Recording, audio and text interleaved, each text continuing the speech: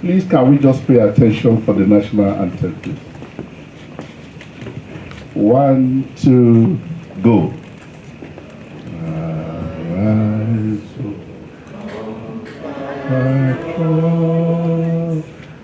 Nigeria,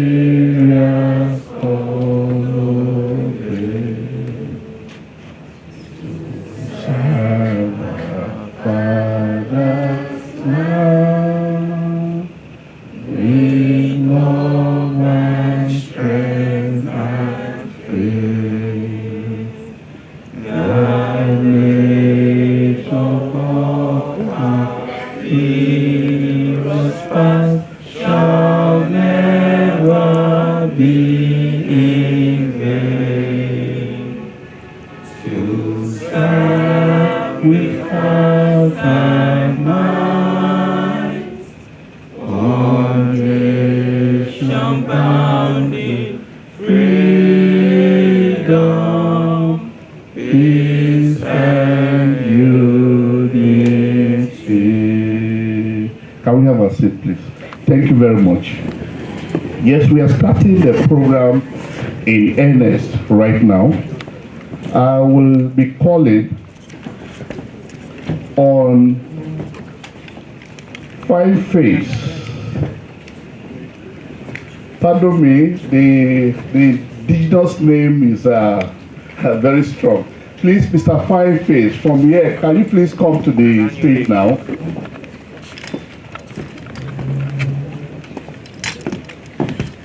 To take the general welcome and introduction of the guests here present today. Thank you very much. A round of applause for him, please. Good morning, everyone. You are all welcome to this very important event put together by the British Council of the EU Arts Programme. And it is, of course, the close-out event, and we are all gathered. We welcome you because it is a very auspicious occasion, and it is an occasion we've been working towards over the months, and to present what we've done over the years to impact communities in Rivers State in particular. So right now, we'll be taking some recognitions to welcome some dignitaries amongst us, and also welcome each and every one of us, especially those whose name may not all be mentioned here.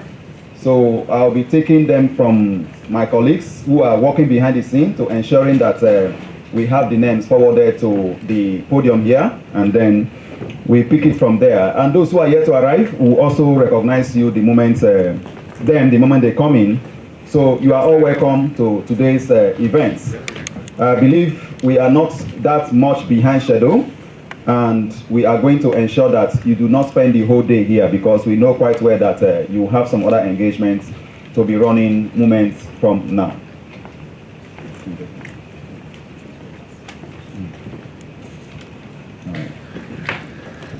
So let's start from here.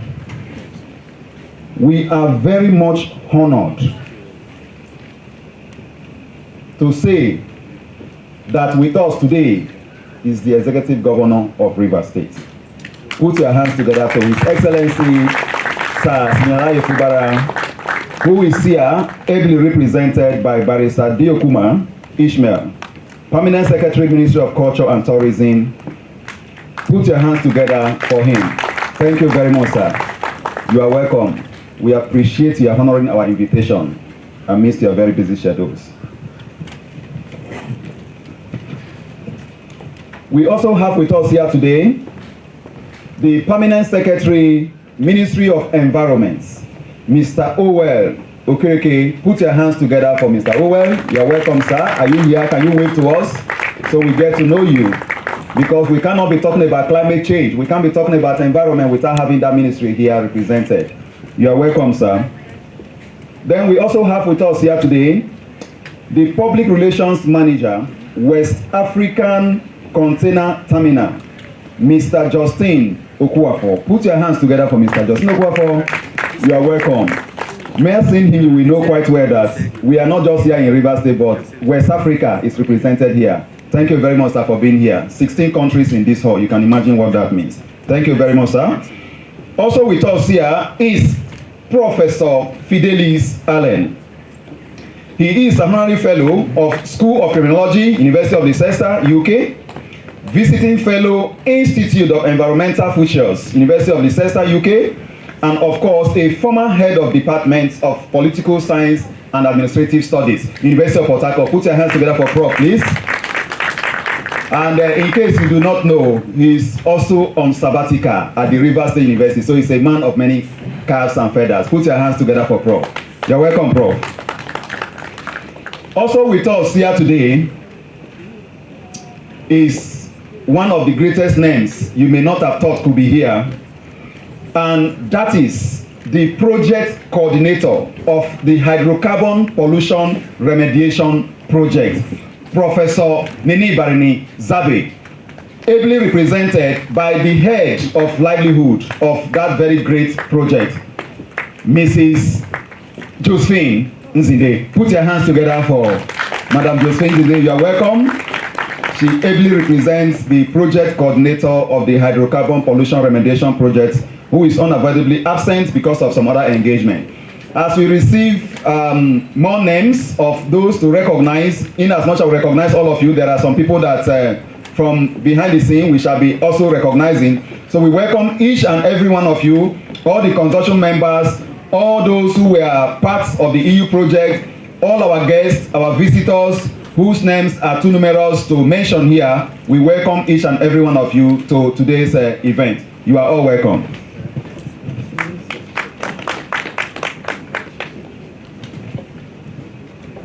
We have also just received more dignitaries with us for recognition.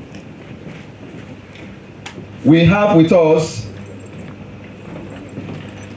a representative from the Ministry of Finance, Ikalaso Emi. Put your hands together for Ikalaso Emi. You are welcome, sir.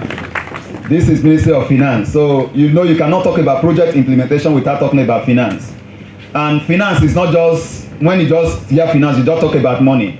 One of my mentors told me once that one thing is to have money, another problem you have is how to spend the money, especially when you have to account for every naira you spend.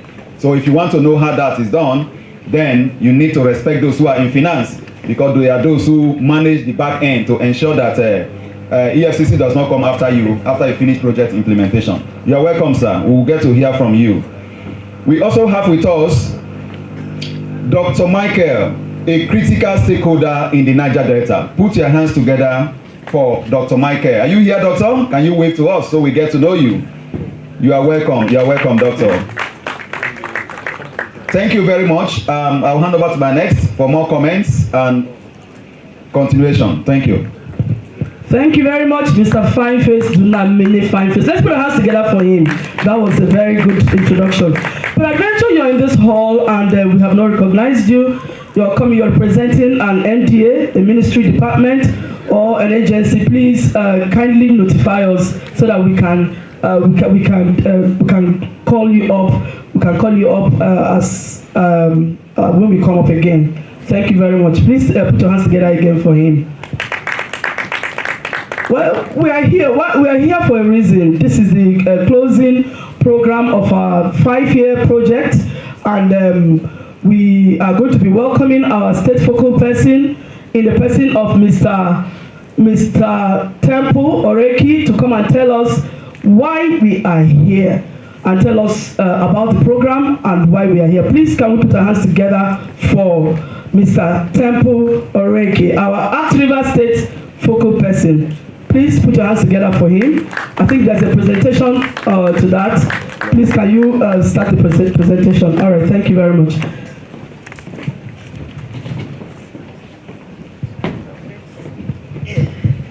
Good morning, everyone. Good morning and welcome to this very important and unique occasion. This is the ACT program closeout event. And I'm going to stand on the existing protocol. All protocols duly observed. So you said there is going to be a presentation, but I'm not sure. I'm just here to tell you why you are here and what to expect. So there's no presentation. The presentations on the ACT program is going to come from the National Program Manager, okay? So basically, this is a closeout event, and the ACT program itself is a capacity development program by the British Council, implemented by the British Council, and funded by the European Union. It's a capacity development program for CSOs, civil society organizations. And we have the civil society organizations that we have impacted so far in the past 4 or 5 years, all present in this hall. And so you'll be hearing from them directly on the impact of the program. So it's not going to be the program coming to tell you, this is what we've done, this is the impact we've made. You are going to hear from the horse's mouth. And so I want to crave your indulgence to be relaxed. This is a relaxed atmosphere. Listen to them, get to hear from them, take away the opportunities for collaboration with each and every one of them as much as possible. It's going to be, I promise you, there is definitely something for you to go home with after this event. And so, once again, welcome you all for coming, and I want to tell you, relax and take as much as you can take home from this event. I'm not going to bore you with so much talk in terms of what the ACT program is going to be doing. The National Program Manager is going to shed more light on that. And so please, I would like to hand over back to the anchor to carry on the rest of the agenda, rest of the items on the agenda for the program. Thank you very much, and welcome to all of you once again. Please, a round of applause for Mr. Temple. Mr. Temple is the ACT program focal person for Rivers State. Very, very vibrant, energetic, and intelligent. We have been working with him for some time now in Rivers State, and we are really very impressed by his input and the impact of what he has been doing in Rivers State. Please, ladies and gentlemen, join me to give him another round of applause, please. At this junction, I would like to also recognize the representative of the Ministry of Agric, Rivers State. The Commissioner for the Ministry of Agric, Rivers State, who is ably represented by Mrs. Afiesimama Iyenemi. Please, can we give a round of applause and recognize our presence and person? Thank you very much. Thank you very much. We move on with the program right now.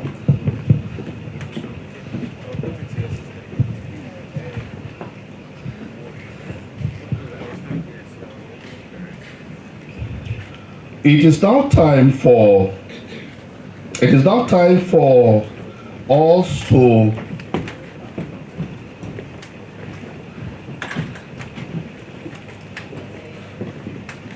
have our opening remark proper now that we have a podium, and I'll be calling on the ACT National Program Manager for the whole country, who is here in person from the Federal Capital Territory, Abuja, another very vibrant gentleman who is here in our midst. He has been coordinating everything nationwide. Ladies and gentlemen, please join me to welcome Mr. Damilare Babalola to the stage. A round of applause for him, please.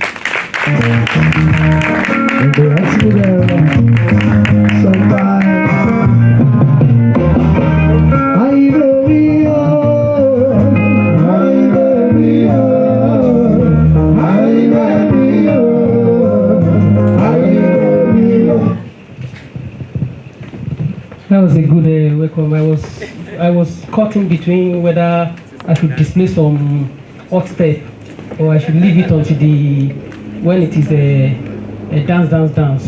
Let's do business for now. Good morning. I will stand on the existing.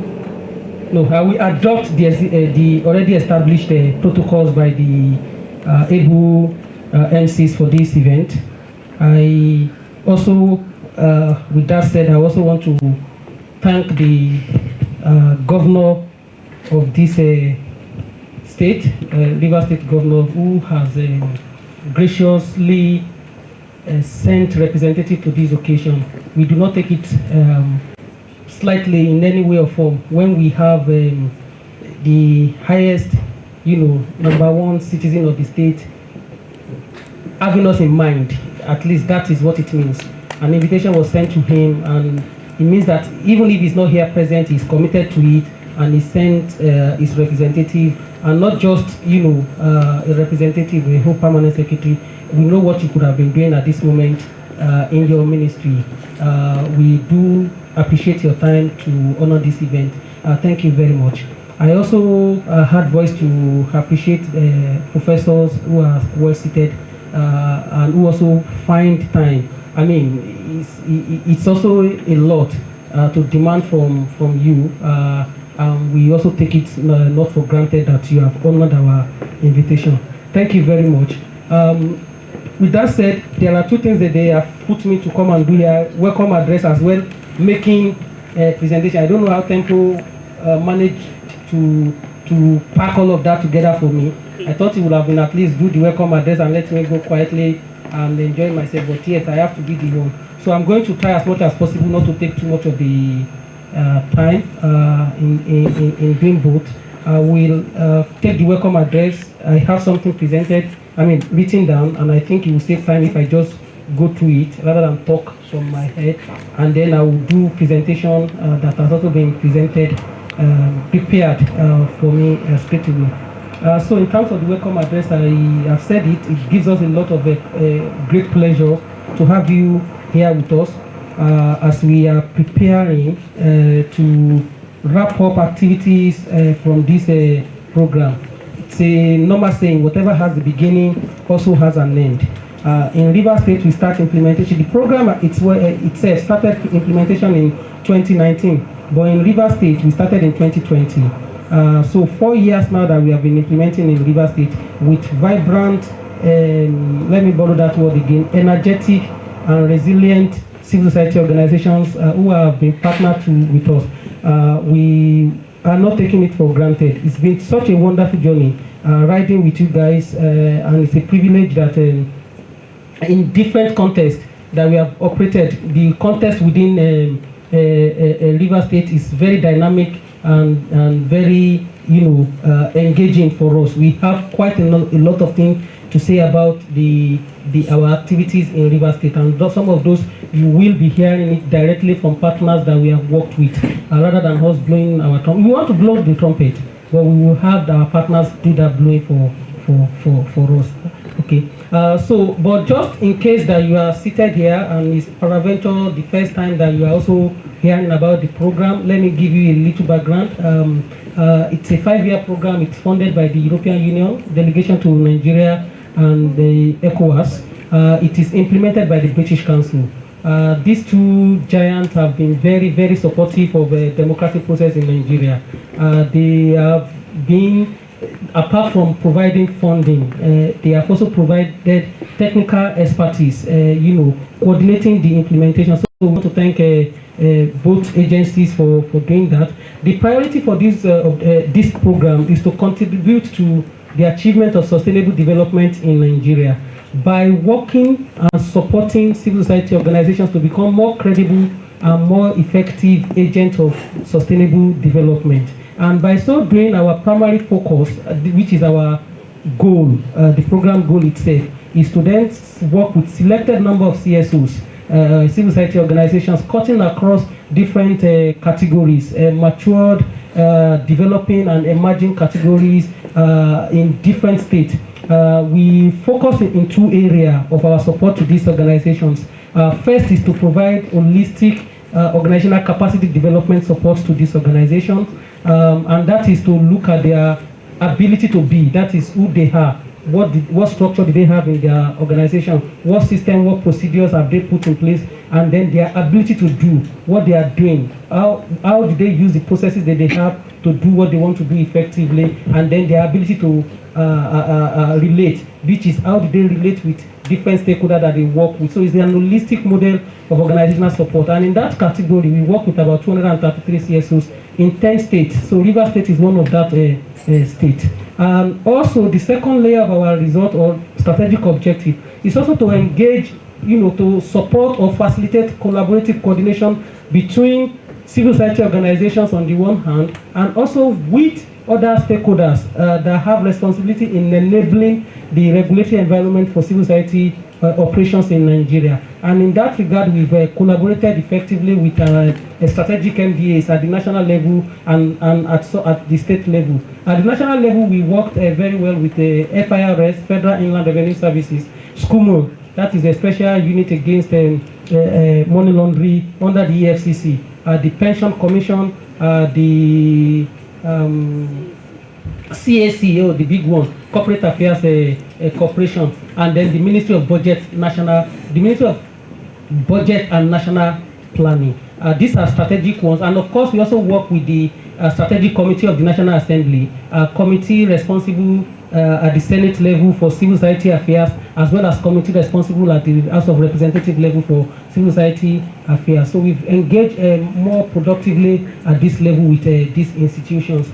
And of course, like I said, we operate in 10 states, focus states under our resort area 1. But broadly, we have footprint across the 36 states of the Federation and the FCT because of our engagement under the regulatory process. We, at the state level, we are supporting the process of harmonizing regulatory procedure across the state. And so this has also taken some of our CSO partners, many of them are seated here, for example, in Rivers State, to connect with strategic MDAs within the state. So those are some of the things that we are doing. But why are we here today? It's not just about the ACT program generally, it's about what has happened in Rivers State, what some of the things that we have done in Rivers State. In Rivers State specifically, out of the 230 CSOs that we have, 233 CSOs that we have worked with, 21 of them are based in CSO. So that means that we have supported, worked with, partnered in different categories at different levels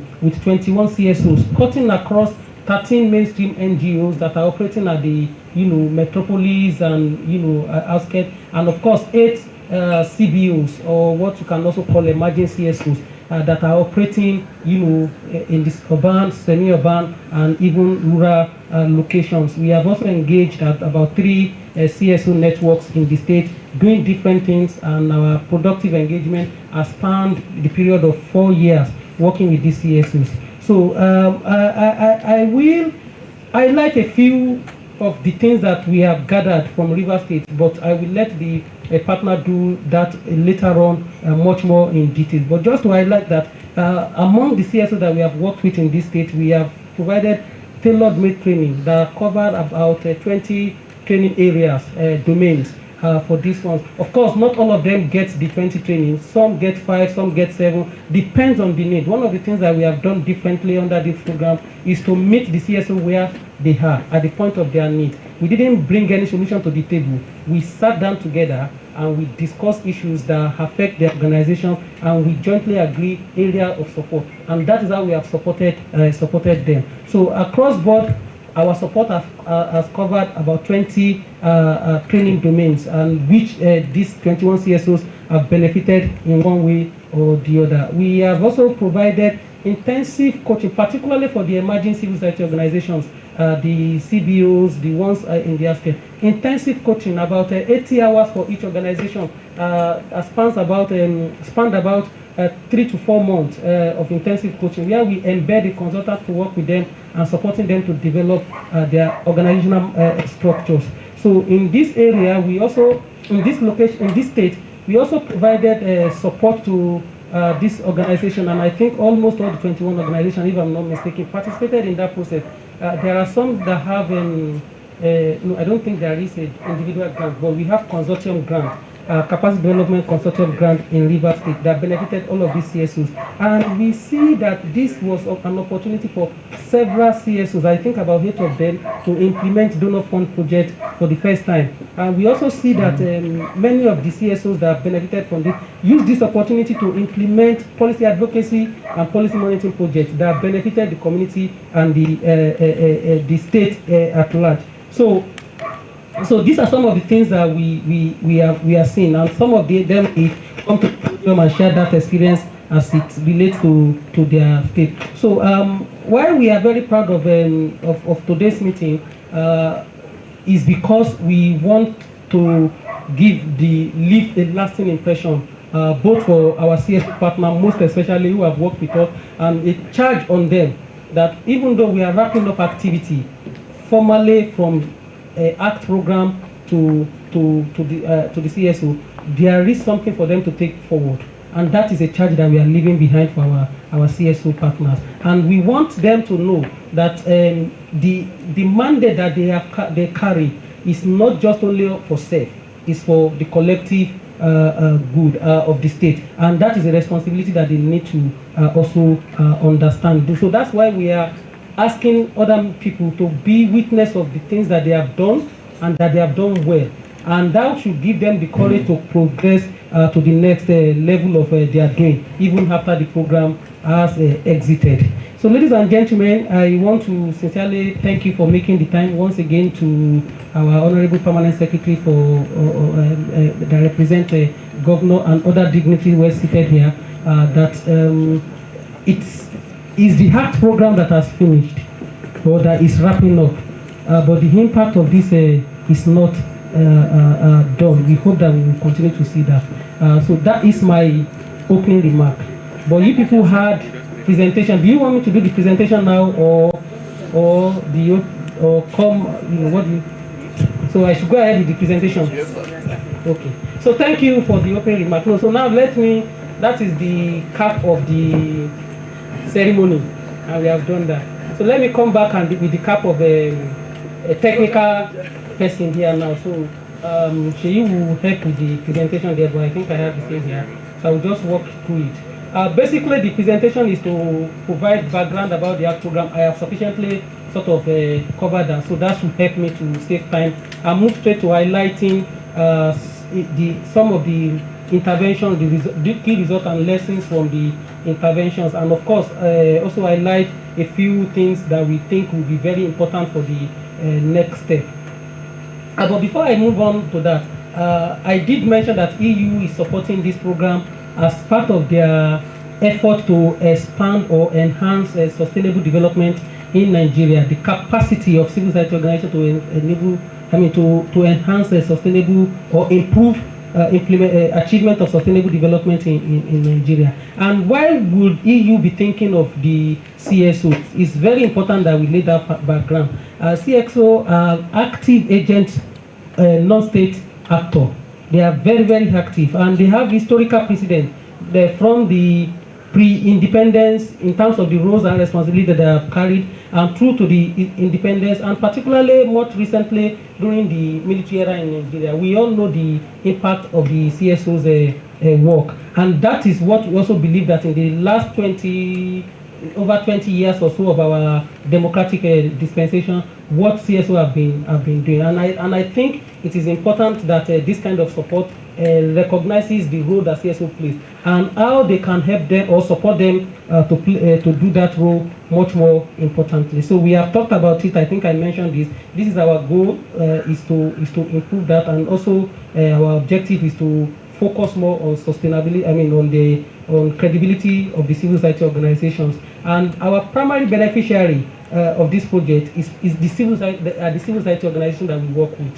We do not do direct engagement with community at the community level or with the many MDAs. Our primary beneficiary are civil society organizations. But why do we do that? Because we believe that if civil society organizations are well capacitated, they are then able to do much more to, where we cannot touch. For instance, we work with 21 civil society organizations in Rivers State. What that means is that if this is 21 civil society organizations are well capacitated and they are credible, they have the potential, even if they are working in one location, to work in 21 other locations.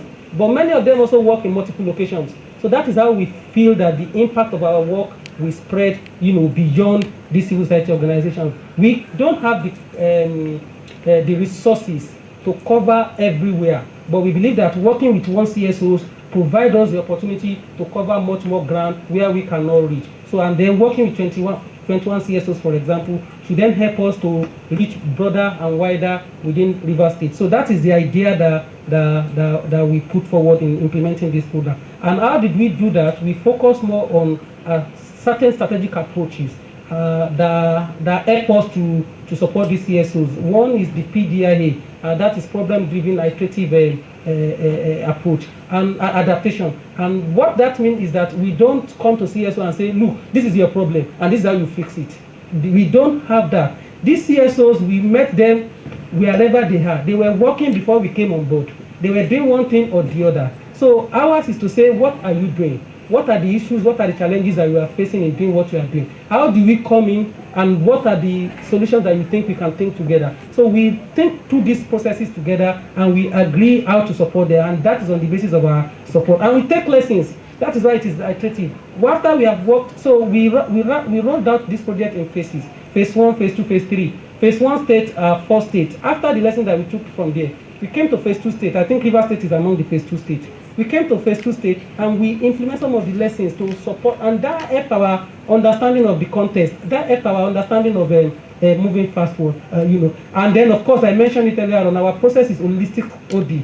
We are not saying that, oh, you are working in health, come and take policy advocacy on how to do health advocacy. That's not what we are interested in. We look at the organization as a whole, the entire being of the organization, and that was what we supported. So whether you are working in health, or you are working in education, or you are working in environment, or you are working in transportation services, the skill to do your work is what we provide, rather than looking at a minor aspect of the work. And we are facilitative in our approach. So what does that mean is that we sit down together. These are the structure that you have, or these are the other ones that have it. How do you come together and work together? And we are participatory.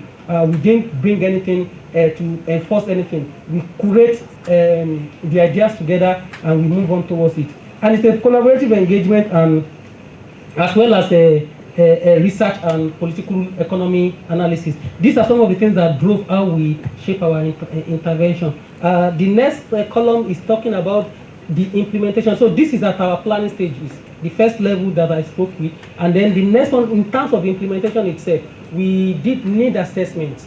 So even though we wanted to support CSOs, and we need CSOs at some point in their implementation, we felt that it is important to do a need assessment, exactly where you are now, what exactly do you need? And that is what we responded to. And then we made our capacity development support to be tailor-made. So I need ABC. So we don't have to give you XYZ. Someone else will need XYZ. So let's face your ABC and give it out to you. And then I mentioned about coaching and training. And we also added a lot of learning materials. Even though if you are not taking training in this ABC, you can still have access to a lot of a wide range of learning materials that can help you to continue in terms of developing your organizational system. And we focused a lot more on capacity. No, it's not a lot more, but we use what we call capacity development grant to test how CSOs that we have worked with can implement the skills that they have gained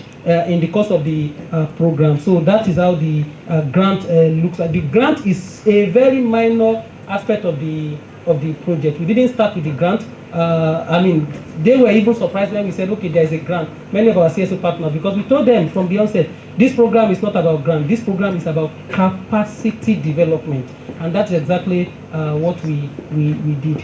And of course, there are also some cross-cutting areas that we focused on: gender and social inclusion. Whatever you are doing, whatever we did as a program, took cognizance of all category of people, or a category of persons that needs to benefit from the program. And so we introduced that into our partner, as well as also making it human rights based. And then of course, one of the things that we also recognize that CSO would like to do is that they like to do work, but rather taking a little bit of time to, reflect and gather results. We put effort in that and also improve their capacity to communicate what they do well.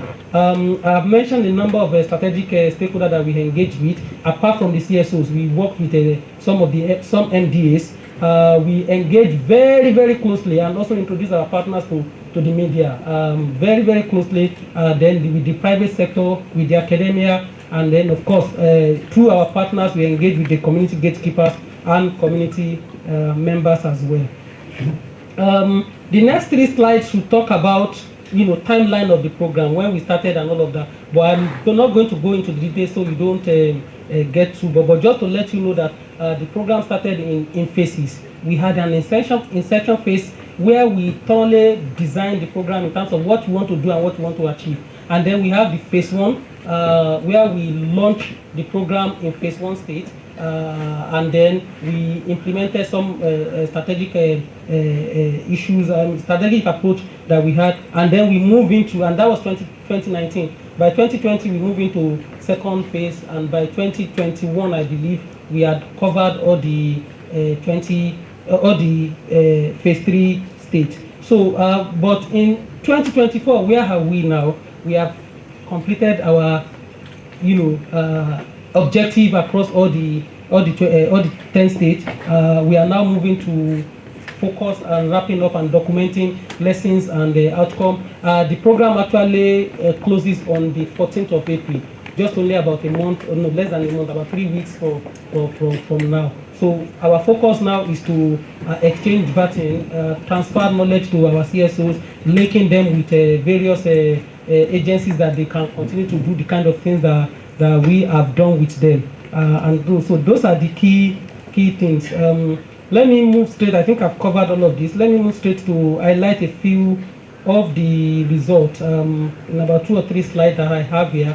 So overall, we have reached out to 230 CSOs, 33 CSOs actually, and then in this space of time, 5 years, we have delivered 150 capacity development training sessions, covering 20. This is saying 19, but the updated information is 20 capacity organizational domains that we have covered.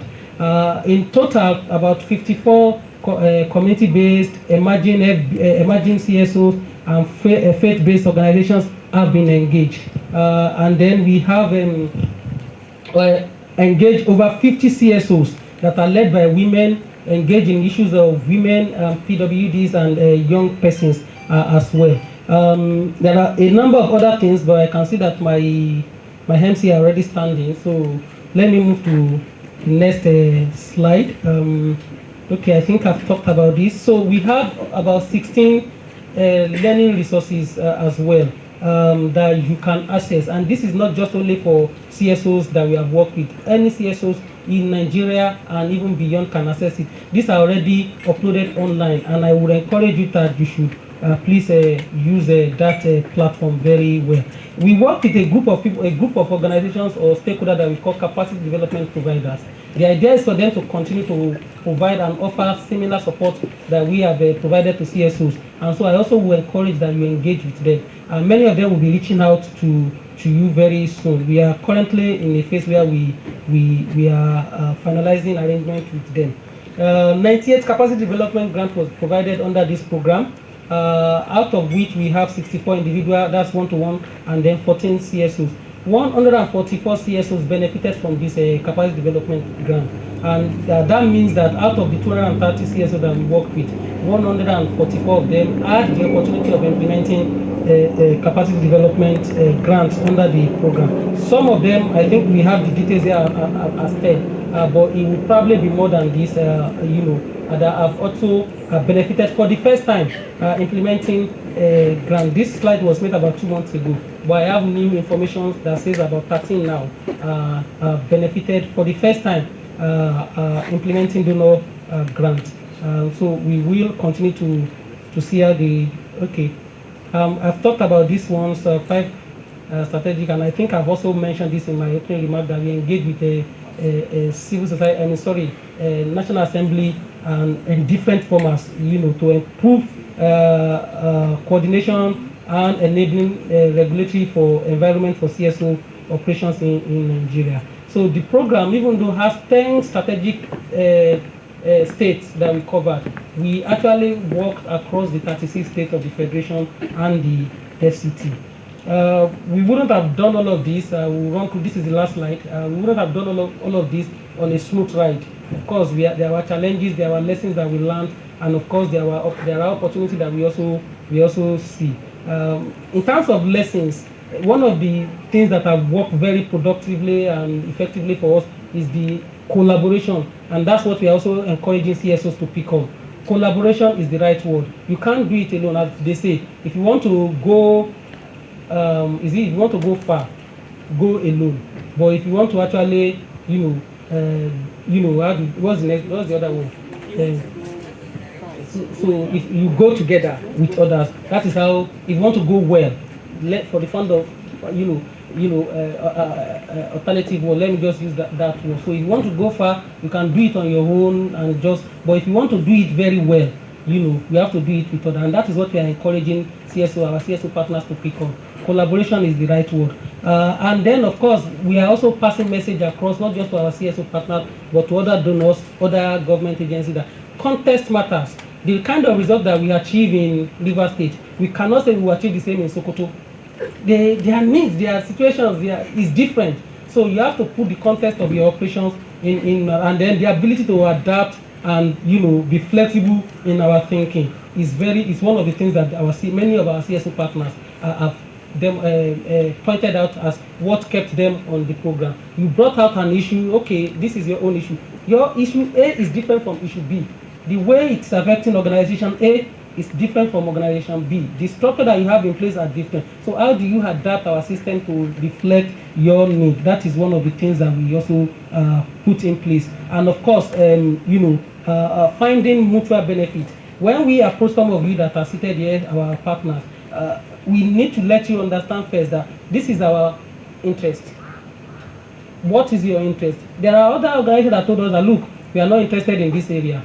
That means it's not mutually benefiting for them. We can't force them. So some of them, when we approach them, oh, no, we are looking for money, not capacity building. Or some says, oh, we have already had our capacity building. Call us when the time comes, when you think you can also give. So we have to find what benefits, otherwise people will not go with you. And I think the 21 CSO that have come far with us, they can testify to that a little bit when it is their time. Of course, challenges, there are a number. At the outset of this project, program, we had COVID-19. Nobody planned for COVID-19. We have had increased and persistent insecurity, like never we understood it before in the country, and that affected our plan, a lot. And of course, government functionaries, the way they work is different from the way you want to work. Initially, we will count that as a problem, but it's not a problem. Government is bureaucracy. Bureaucracy means that there are layers of responsibility before. But unfortunately, for some of us civil society organizations, we want something, like yesterday, and we just want it now. And that clash, is also there. It affected plans, it affected implementation one way or the other.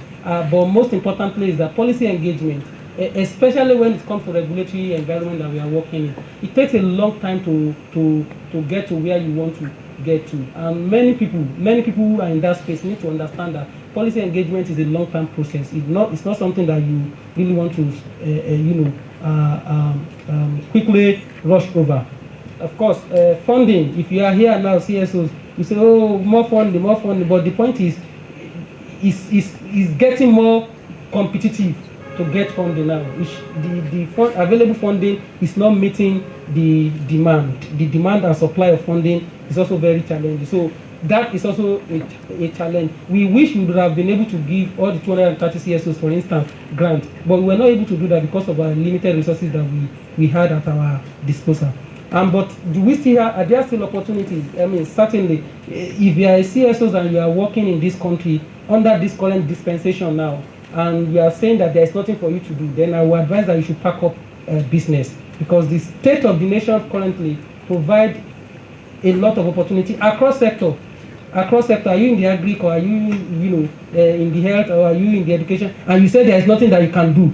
then that means you are not doing anything in the first instance. So the state of the nation presently offers that opportunity. And any CSOs that will continue to work in this space needs to understand that it's a calling, the civil society activism or the civil society engagement is a calling for greater good. If you are thinking about yourself, my organization, I need to keep myself surviving, you cannot thrive in that sector. It's a call, what you are doing, many people will not recognize it, but people who you are serving will recognize it.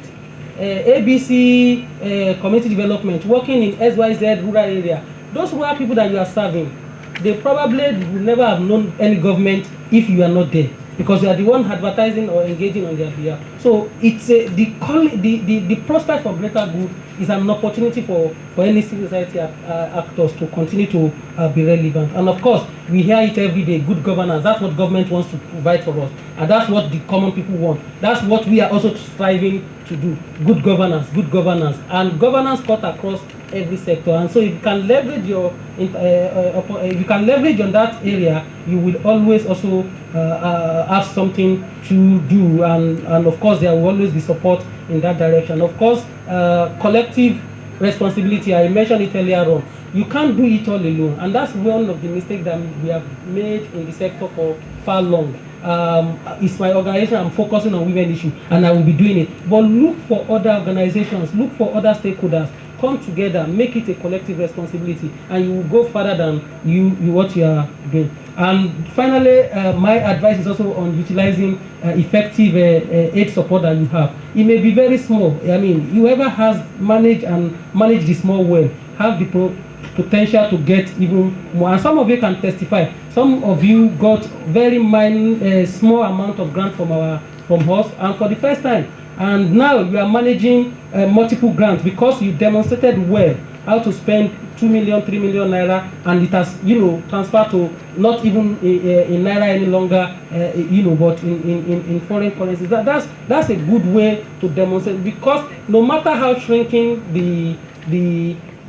that space, that the donor funding space, you will always find an organization doing something meaningful in the area where you are doing well, and they will be willing. People we are looking. One of the things that we are looking for as donor agency is somebody who can manage that money effectively and judiciously. Not somebody that you give the money to and you are chasing them to write, report, to give you feedback. But somebody who can demonstrate that the little that you have given them, they have actually used it to, and then you will see other coming. So I believe I may have taken more than the time, but I think my favorite slide.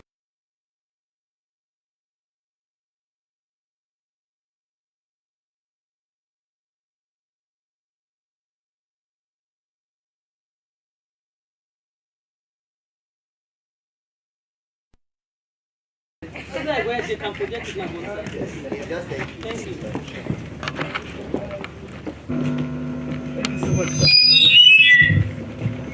Please, let's put our hands together for him. Do you want to know what was in the favorite slide? Thank you. Please, let's put our hands together for the National Act Program Manager. He did so well. That is what we call mastery of the project that you are running. In fact, it looks as if he can talk about it if he's sleeping. Once you give him a tap, he can wake up and talk about it. So inspiring, so impactful, so wonderful. And one of the things I took home from what he is saying is that the ACT program is not closing. The impact is continuing. Imagine the 21 CSOs, what they are doing. A lot of things. Some of us CSOs are already mentoring other CSOs, and those CSOs we mentored are now receiving grants. Please, let's put our hands together for the ACT program. Thank you very much, Mr. Dami. It's as if we should keep you in Port Harcourt. God bless you. Please, let's give him a Port Harcourt, a River State welcome. A very good one. Is that how we are clapping? Please, can we please celebrate it? That was an amazing one. Thank you very much. Please, we are mindful of your time, and we are also we are mindful to make sure that you get value for the time that you're spending here. While he was talking, a lot of dignitaries joined us, but I'm also going to introduce a very important personality, the Mr. Ogu Emegedi, from the PAMSEC office, from the office of the PAMSEC, Ministry of Culture and Tourism. Please, can we put our hands together for him? Thank you so much, sir, for attending. Thank you for attending. At the right time, we are going to be calling up the representative of the governor to give us his speech. But right now, let's also make welcome other fathers of the land, important dignitaries that came in while Mr. Dami was making his presentation. First on the list, in no particular order, we have His Royal Chief Mene Ambassador Magnus Edo, the traditional ruler Mene de Ewa of Kwawa community of Kala local government area. Please, can we put our hands together for him, sir? Please, where is he so that we can give him due benevolence?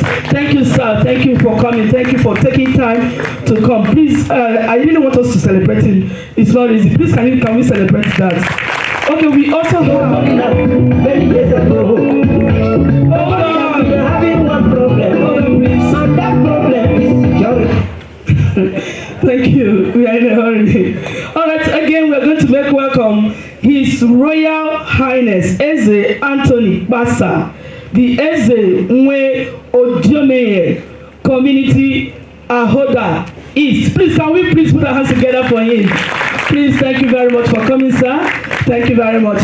And now we want to entertain you. We want to put smiles on your face. You're free to stand up and outdance the dancers. I want to see people who will give us the River State style, because some people came all the way from Abuja for this program. So please, to give us the dancing steps, we want to welcome Co-Cultural Group of River State. Please, can we put our hands together as they come forward? Co-Cultural Group of River State, please come and take the stage now.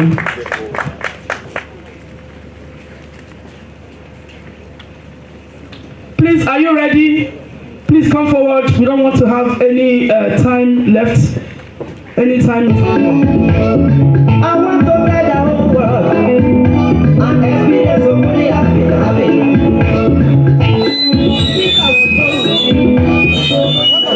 Many days ago, only I've been having one problem, and that problem is security. Since I was born in nobody land, and there is police station nearby.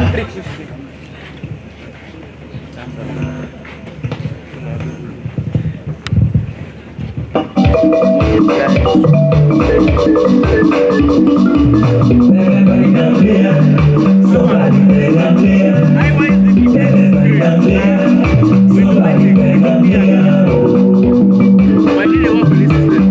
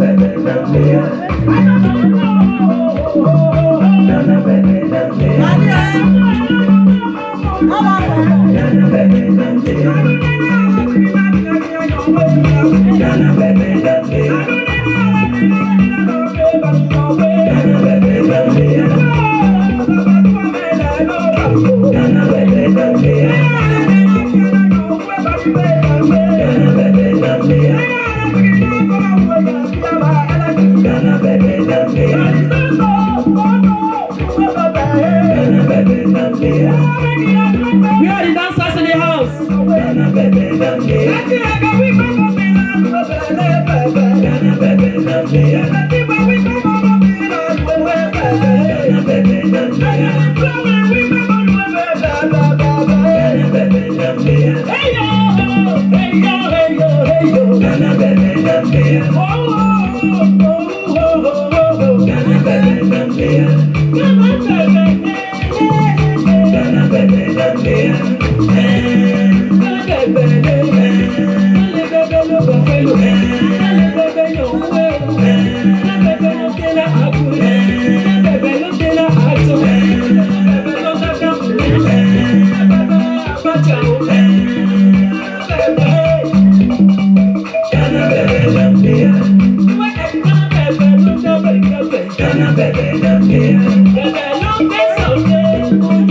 Ghana bebe Gambia, bebe young so.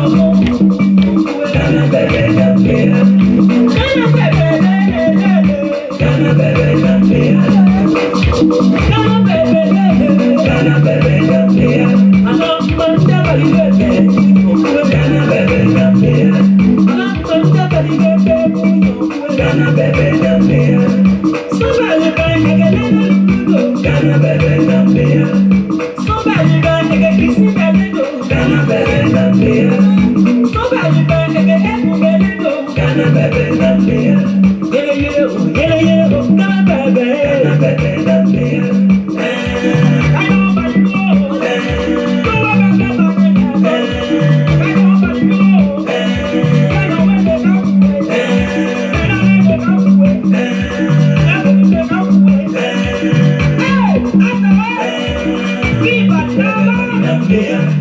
somebody bang up here, everybody down there.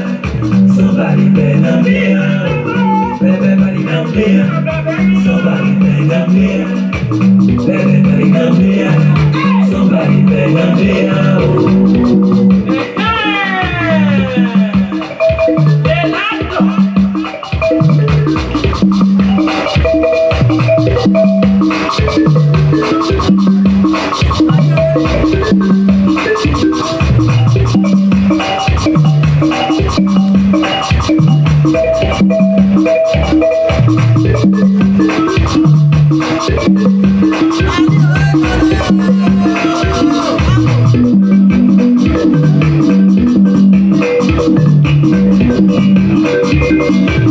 Okay, who is not singing with us?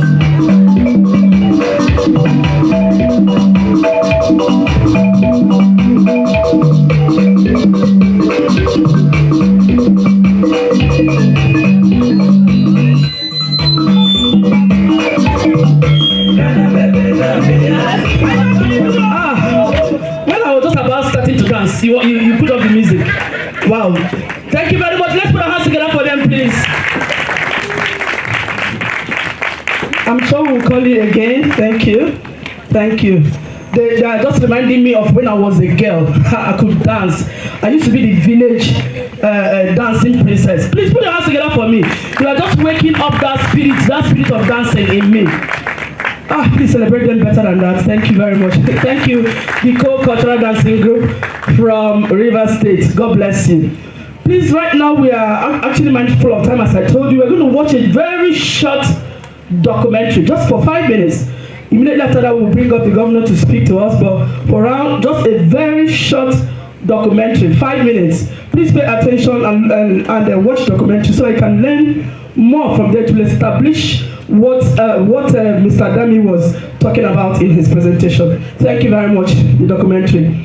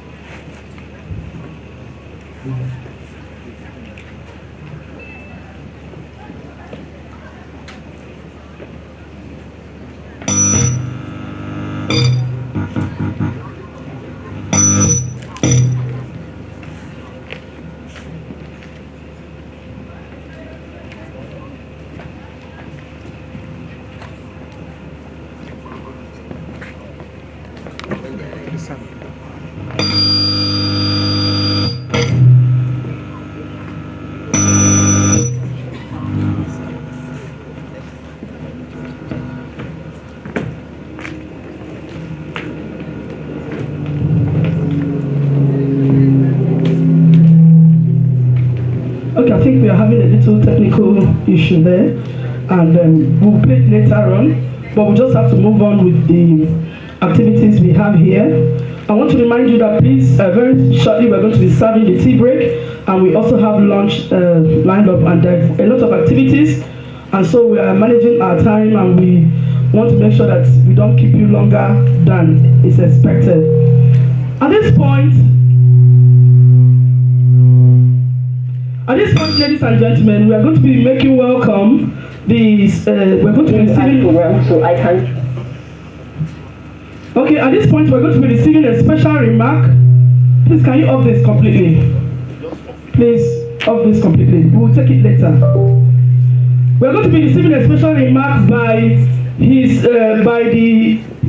Excellency, the Executive Governor of Rivers State, His Excellency Sir Similaye Fubara, ably represented by the Permanent Secretary, Ministry of Culture and Tourism, Barrister Diokuma Ishmael. Please may we rise on our feet with a clapping ovation as we make welcome Barrister Ishmael. Please put your hands together. Please put your hands together for him as he comes forward. Keep clapping, please. Thank you so much, sir. Thank you so much, sir. Good morning, may please be seated. I want to recognize the presence of commissioners of ministries, representatives of commissioners, traditional rulers, and particularly our able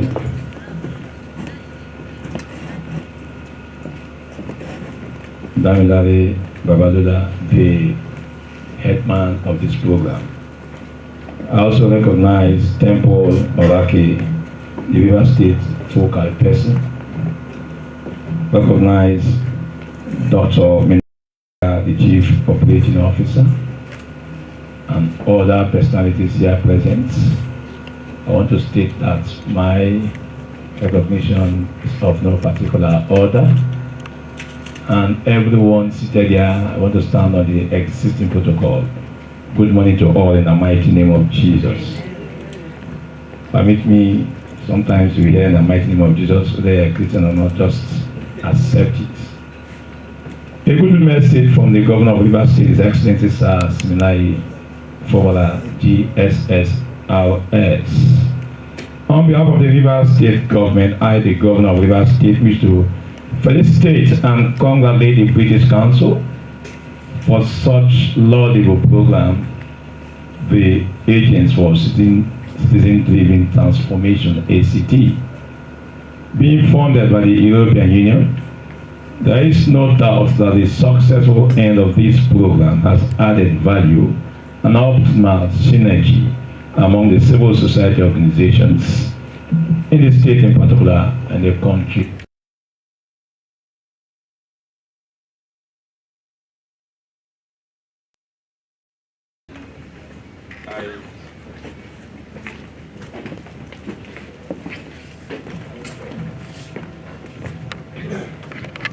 It's good to tell us that the organizers have done so much in an environment such as this that will always be epileptic, and for them to gather such personalities with what we heard from the national chairman.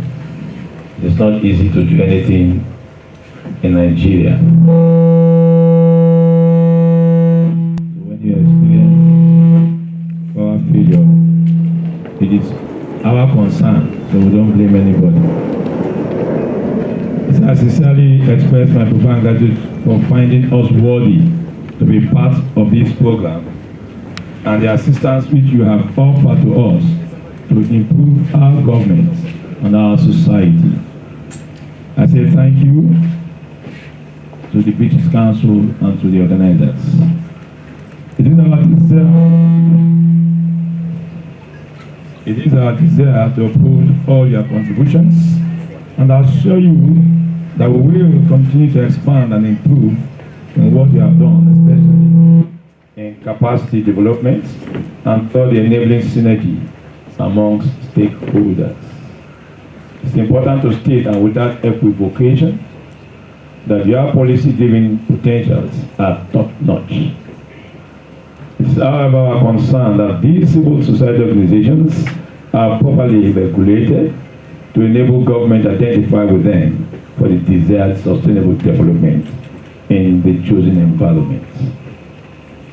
It is also our hope, and indeed the desire of everybody here present, that with this program, the civil society organizations that have been imparted, coupled with the community-based organizations, have requisite knowledge and are strengthened to engage in meaningful dialogues in order to create institutions for policy development, coalitions, coupled with acceptable democratic governance, taking into cognizance the policy trust of the government and the society.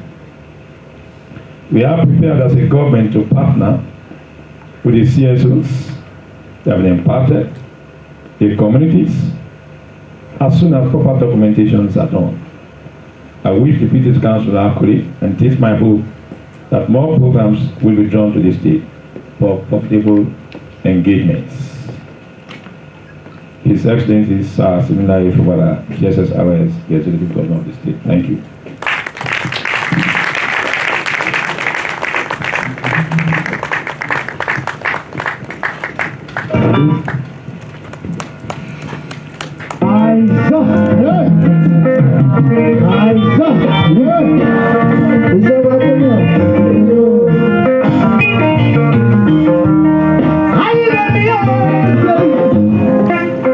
Round of applause for His Excellency. Please, can we be on our feet as we give a round of applause for His Excellency, please? Let's be on our feet, please.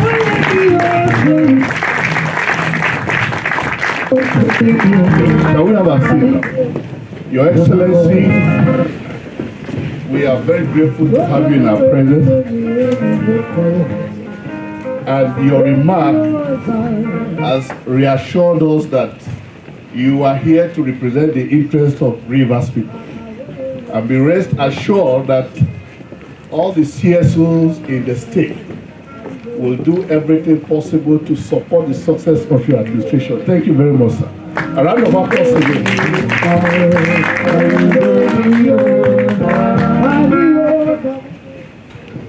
Yeah, we are going to take the documentary, because the documentary is very, very important. We were having some technical hitch before now. Technical, are we ready for the documentary now?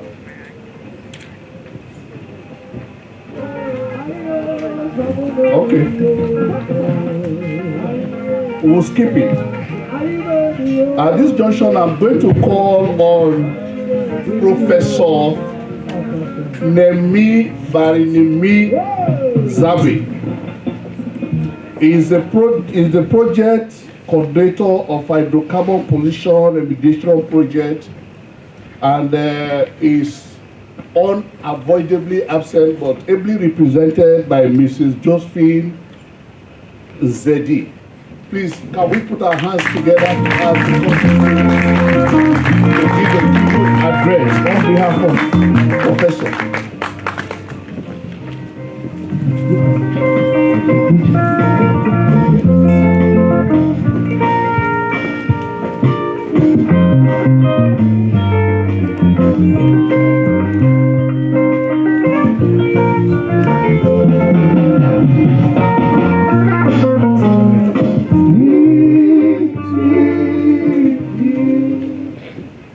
Good morning, ladies and gentlemen. Permit me to stand on existing protocol. On behalf of the project coordinator of HYPREP, Professor Neni Barinimi Zabi, he wants to say thank you for this opportunity given to HYPREP to be part of this very laudable program today. I want to first appreciate the government of Rivers State for providing a very conducive environment for this program to be implemented for 5 years. If the environment in Rivers State was not very conducive, I don't think ACT would have been able to conclude this program in the state. We are very grateful to the Rivers State government. And to our dear national coordinator, Damilare Babatokbe, we really do appreciate you for this program you have put together. Listening to you, your processes, your strategies, and your procedures were very apt to make this program a success. And to the CSOs that benefited from this program, the 21 CSOs, I want to charge you to hit the ground running with all the capacity that has been built. Everything knowledge gained on this program, we would love to see a difference in Rivers State in program implementation. And lastly, permit me to urge us to collaborate as citizens of Rivers State to drive the transformation of our different communities. This is the time to act. Thank you.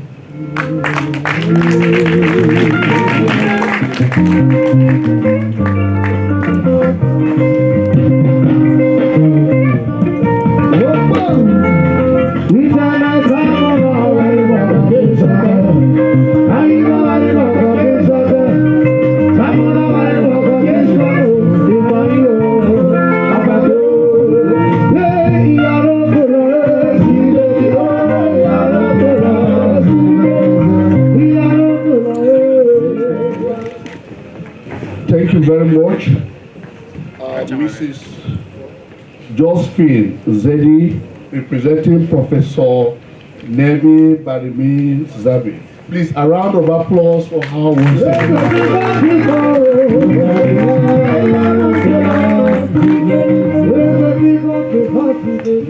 Please, we'll still need to just go through the documentary briefly. Why we are emphasizing that is because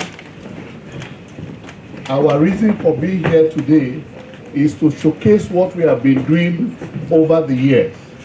And those of you who are here that really doesn't know the in and out of what we are doing, the documentary will go a long way to explain a lot of things to you. Or else, everything we are doing will just be like a mirage to you. So please, sit tight and let's just watch the documentary for about 5 minutes. Thank you very much.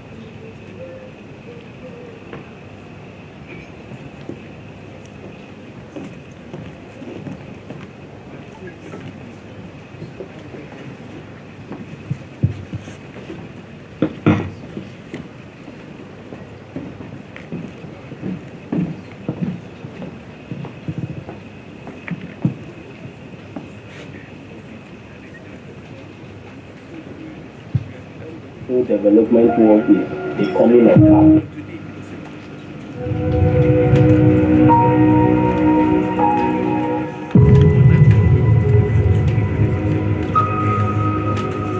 I think the best thing that we have ever enjoyed since we entered into development work is the coming of power.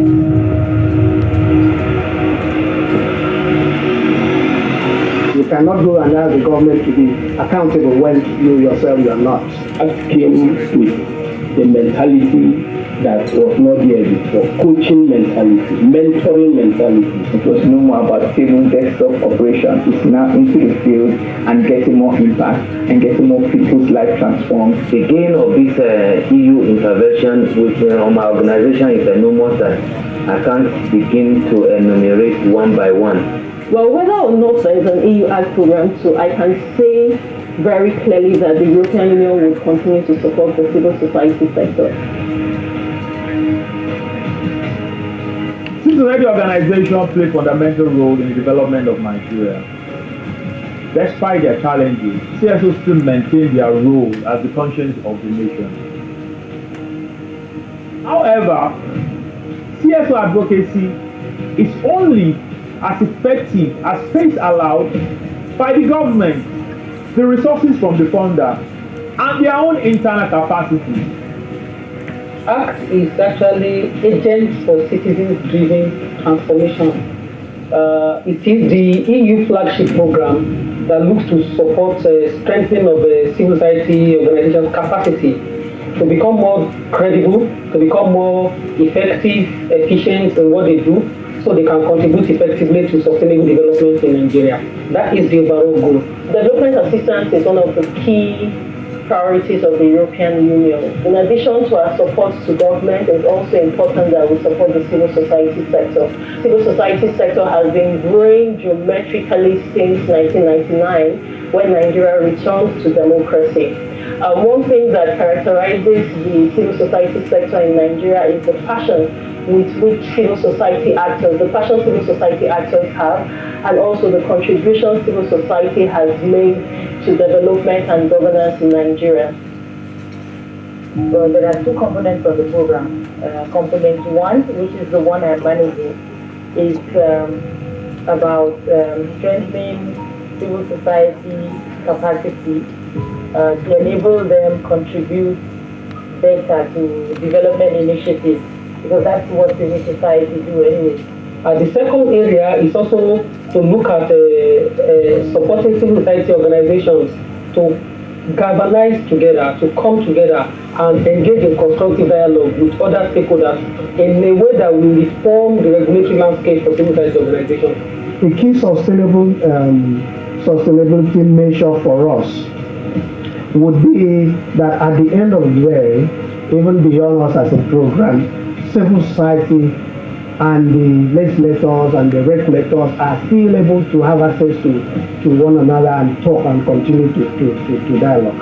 Three words to describe the ACT program is: number one, strategic, Strengthening, sustainable, empowering, Timely, effective, it's amazing, strengthening, value for money, credible, resourceful, massive, enabling, impactful, fantastic, value added, efficient, innovative, value needed, engaging, excellent, exciting, Enlightening, people driven, successful. Very impactful. The Agents for Citizen-Driven Transformation ACT program has proven to be an effective intervention in the civic space in Nigeria. It is not left to benefiting organizations to sustain the gain of the program.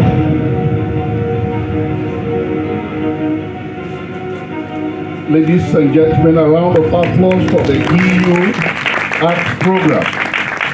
This wonderful program has been running for about 4 years now. It's closing today. That's why we are here.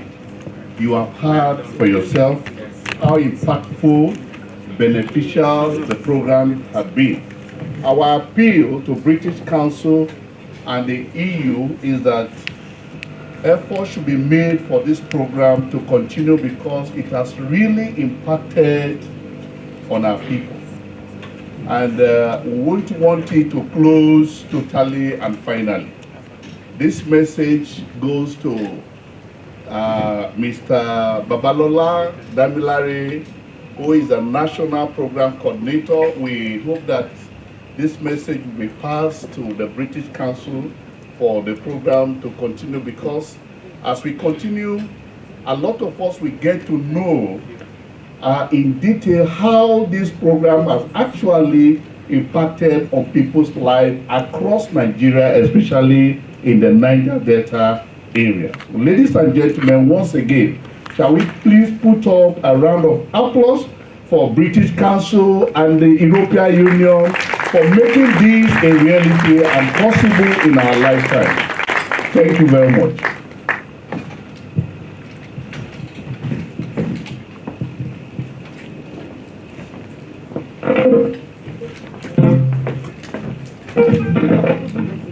Thank you. Thank you very much, Frederick. That was amazing. Please let's put our hands together for him. If you look at the program, you will discover that we are actually doing well with time, and we want to just keep up with that. What we have right now is we have goodwill messages from the different MDAs and the donor agencies that are here. So we'll be calling you up shortly. After that, we're going to be having a few testimonies from the grantees and the individuals and consortium leads, and then we would have our tea break. Immediately we'll come back, we'll be having the panel discussion. Please don't miss the panel discussion because it's going to be very interactive, it's going to be very robust, and it's going to be eye-opening. Thank you very much. I love that. I love that short documentary, especially when those people were just describing in one word: impactful, inspiring, mind-blowing. I was just catching the word. Thank you very much. Let's put our hands together again for the British Council and the European Union for this amazing program. So, in no particular order, please, I'm going to call the MPAs that are here. Can I please have the representative of the Ministry of Agriculture? While he or she's coming forward, please can we have the representative of the Ministry of Education, the representative of Ministry of Women Affairs, all the MPAs I will just be calling you. Please let's put our hands together for her. She comes forward for her good message. Immediately after her, please the representative of the Ministry of Education, Ministry of Environment is also here. Please, Minister of Environment, please come forward. Thank you very much. Ma'am, God bless you. Thank you. God bless you. I'll just stand by.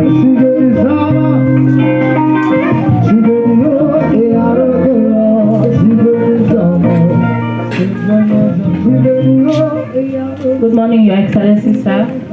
Good morning, commissioners present. Good morning, permanent secretaries, directors. Good morning, Your Royal Highnesses present here. Ladies and gentlemen, the organizers of this program. Good morning, all. I want to stand on the existing protocols for the I'm from the Ministry of Agriculture, representing the Honorable Commissioner for Agriculture. And I want to read this goodwill message. Goodwill message of agents of citizen-driven transformation. Appreciation to you, dedication to women's empowerment in cassava processing.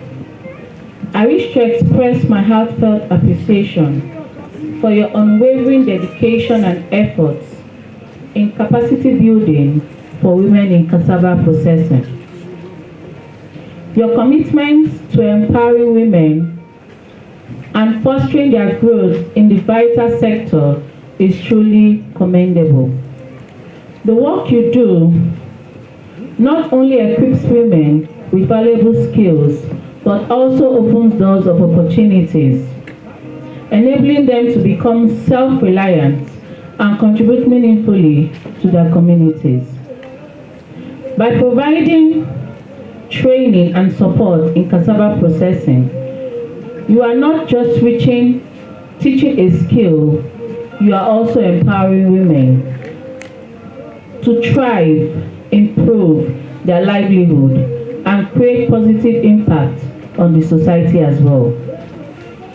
Your initiatives are not only about economic empowerment, but also about promoting gender equality, fostering inclusion, and uplifting entire communities.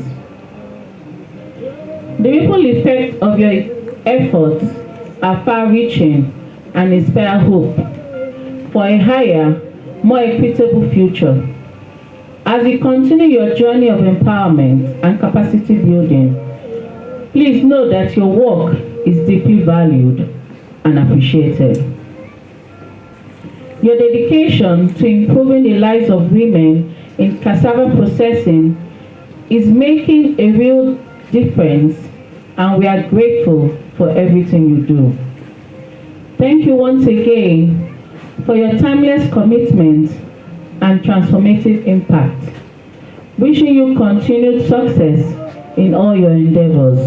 Thank you once again, Honorable Victor K., Honorable Commissioner for Rivers State. Thank you. Thank you very much. Please can we put our hands together for Thank you very much. We appreciate that. Please, I want to call on the ministry, the representative of the Ministry of Environment, the Ministry of Education, Ministry of Women Affairs. Those, please, could you come forward? Who is coming forward? Please, the representative of Ministry of Environment or Ministry of Education. Please come forward. Which ministry, please? Okay.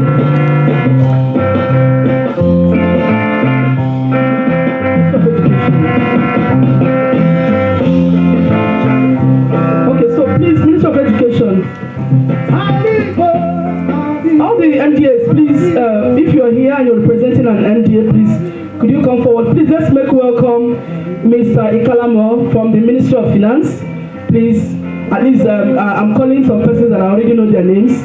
So please, can you come forward? Let's make the welcome. Mr. Ikalamo, Mr. Ikalaso, Mr. Emi, sorry, from the Ministry of Finance.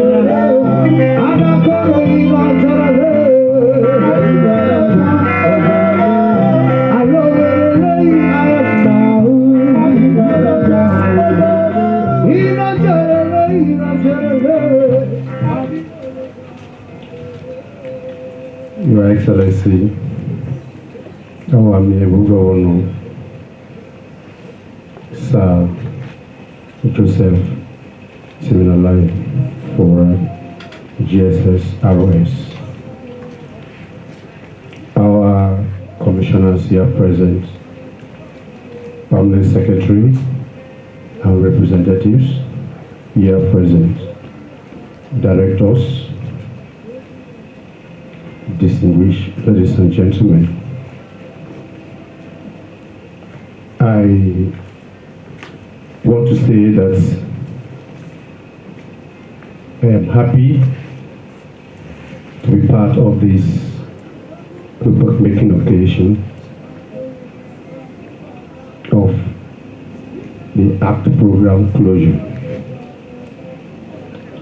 From the little we've had, we are so satisfied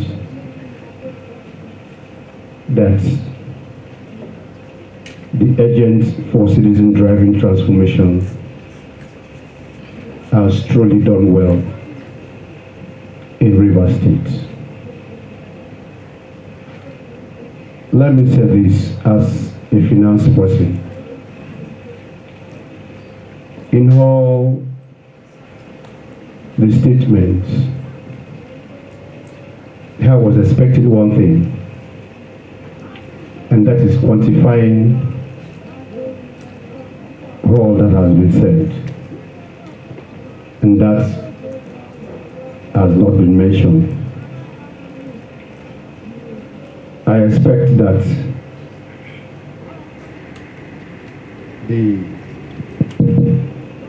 our achievements so far made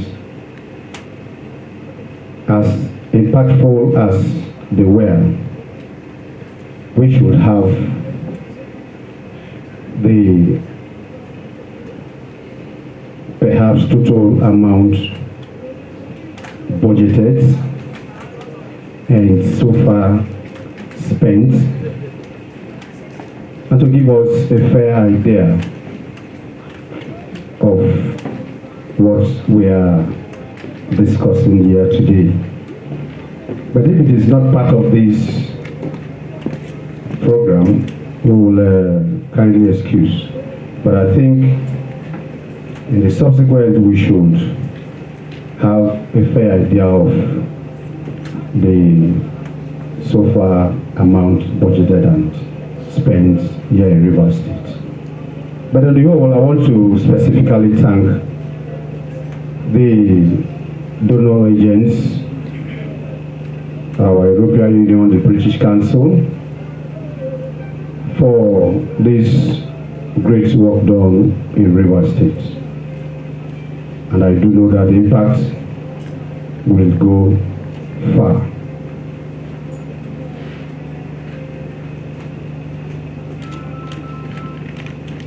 Our amiable governor, if you look very closely, all all his programs are people's-oriented, and one of the agenda for this program is also people's-oriented.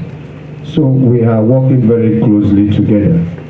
We want to plead at this point that as we are getting to the final point of this program, the European Union and the British Council should do everything humanly possible to allow this program to continue for the betterment of Rivers State and Nigeria in general. Once again, I want to say thank you and God bless you.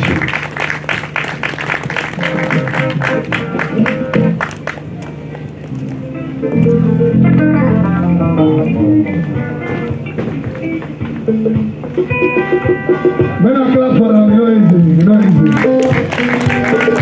You guys too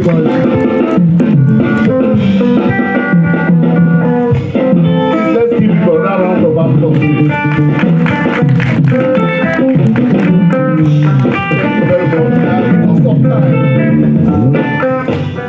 Because of time, we'll just quickly take just one item, then we'll go for our tea break. Please, I will call on the following organizations and persons to come and tell us how impactful the art program has been all these years. Please, if you hear your name, you come up to the stage and line up behind me. And there will be no story, please, just go straight to the point. Tell us just one thing that you want the whole house, to get to know how impactful the EU art program has been. Keshe, please come out, and Villion Athletic Foundation, please come out now. And then Talk Love Africa Foundation, SHIELD, said the Ability Initiative, Lifeline Organizations, CISDEF, Ringos, Vianney, please, can you please come to the stage now quickly? Let's just hear from you how impactful this program has been. Again, I'm going to call on community beneficiaries of the program as follows to come up to the stage as well. Idem, Erika, then Mrs.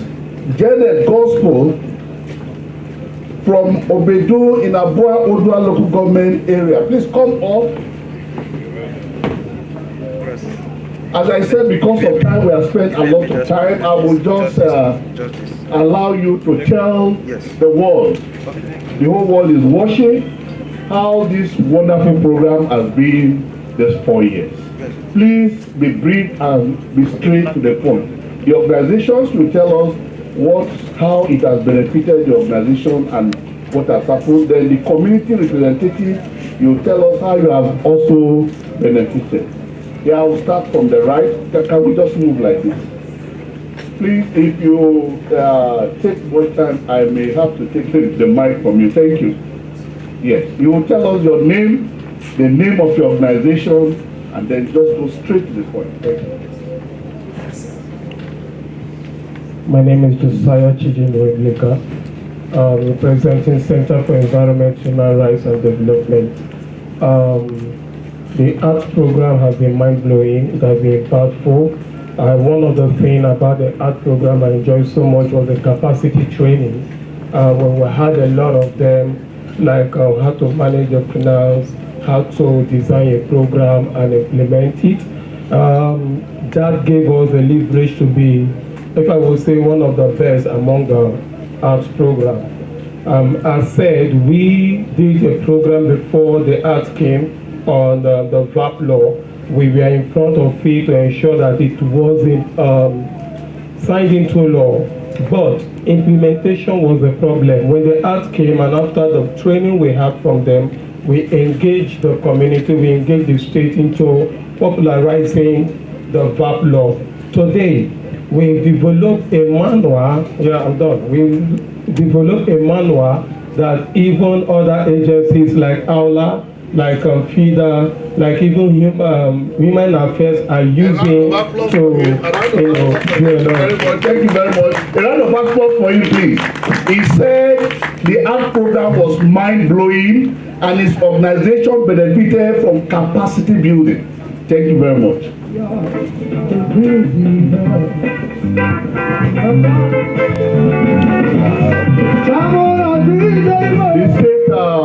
The state focal person says I should give you enough time to talk, but there is also limit to how much time you will talk. So please, while talking, just go straight to the point. Thank you very much. Good morning, everyone. Good morning. My name is David Friends. I'm the program officer for Center for Human Rights, Health, Ethnic Harmony, and Livelihood Development. In course of our program with ACT, we have the organization has been contributed to beneficially. We have our capacity has been improved upon. I know before the ACT program, we implemented just one project in Rivers State, and I can say that with the knowledge and the training we've gotten from ACT, we have written proposals, we've applied for grants, and I can tell you for the fact that we have been successful in some of these grants we've applied for. And not just that, our institutional capacity has been built. Our organizational policies, we've reviewed our policies. Thanks to the coach that ACT assigned to us, we're able to review our policies, our organizational mission, goals, and everything. And we can say that we had a project improving citizens' participation in local government administration, and we worked in 2 local governments in Rivers State, Asari local government and Digima local government. And I can say that project was very impactful, that these community persons were able to interface with their local government authorities, and with our training, with our coaching that we give to them, we were able to drive some development agenda down to the communities. I can say for a fact that in our territory local government area, whereby these community persons we train, we call them advocates for local government accountability and transparency. They were able to interface with their local government chairman, and the local government chairman saw the needs of these communities, and he actually included some of their needs in the local government budget.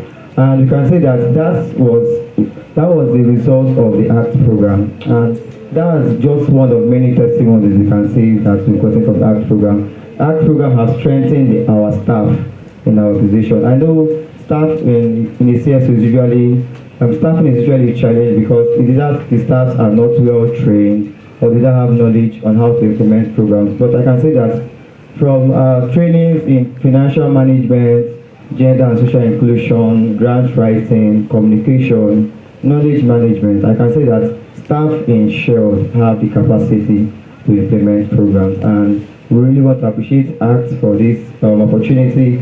We don't want the program to close out. Please be with us. Thank you very much. Thank you. Please, a round of applause for him. He said in his speech that his organization benefited from training and mentoring on proper program development and management, and also in financial management. You can see that ACT has done a lot for us here in Nigeria. Please, a round of applause again for ACT.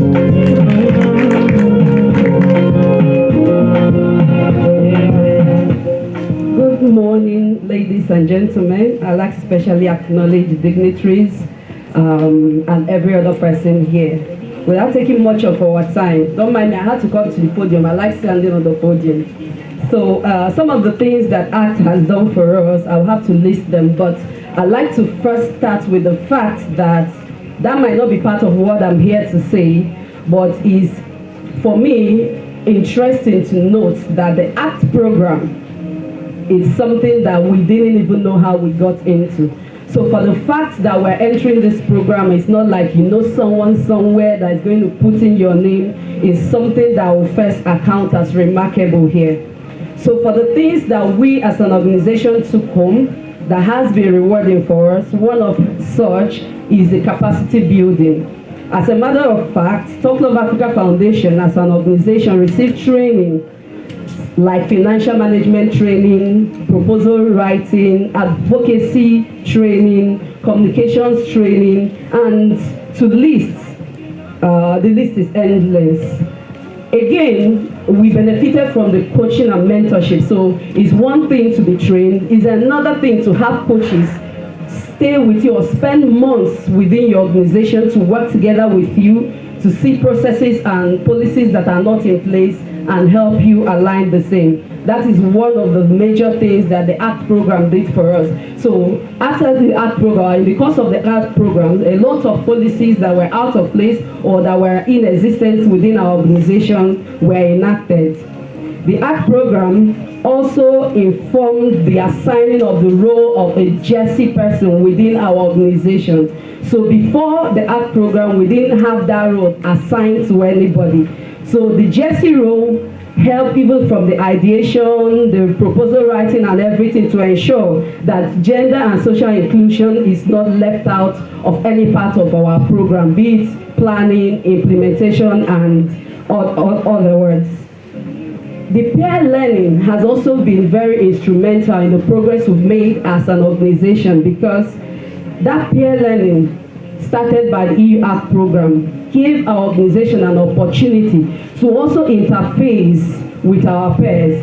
So during the peer learning session, we're able to learn from other organizations based on experience. So they're able to share some of their experiences and how they've navigated some of these terrains, and those experiences were very helpful for us. Again,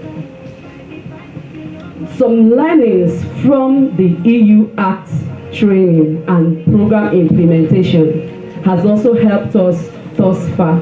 So the learning in the sense that we weren't just trained, we were empowered with a grant to implement a program. So we had that first-hand opportunity to implement a program and to put in all the learnings we've gotten from the trainings into it to achieve the best.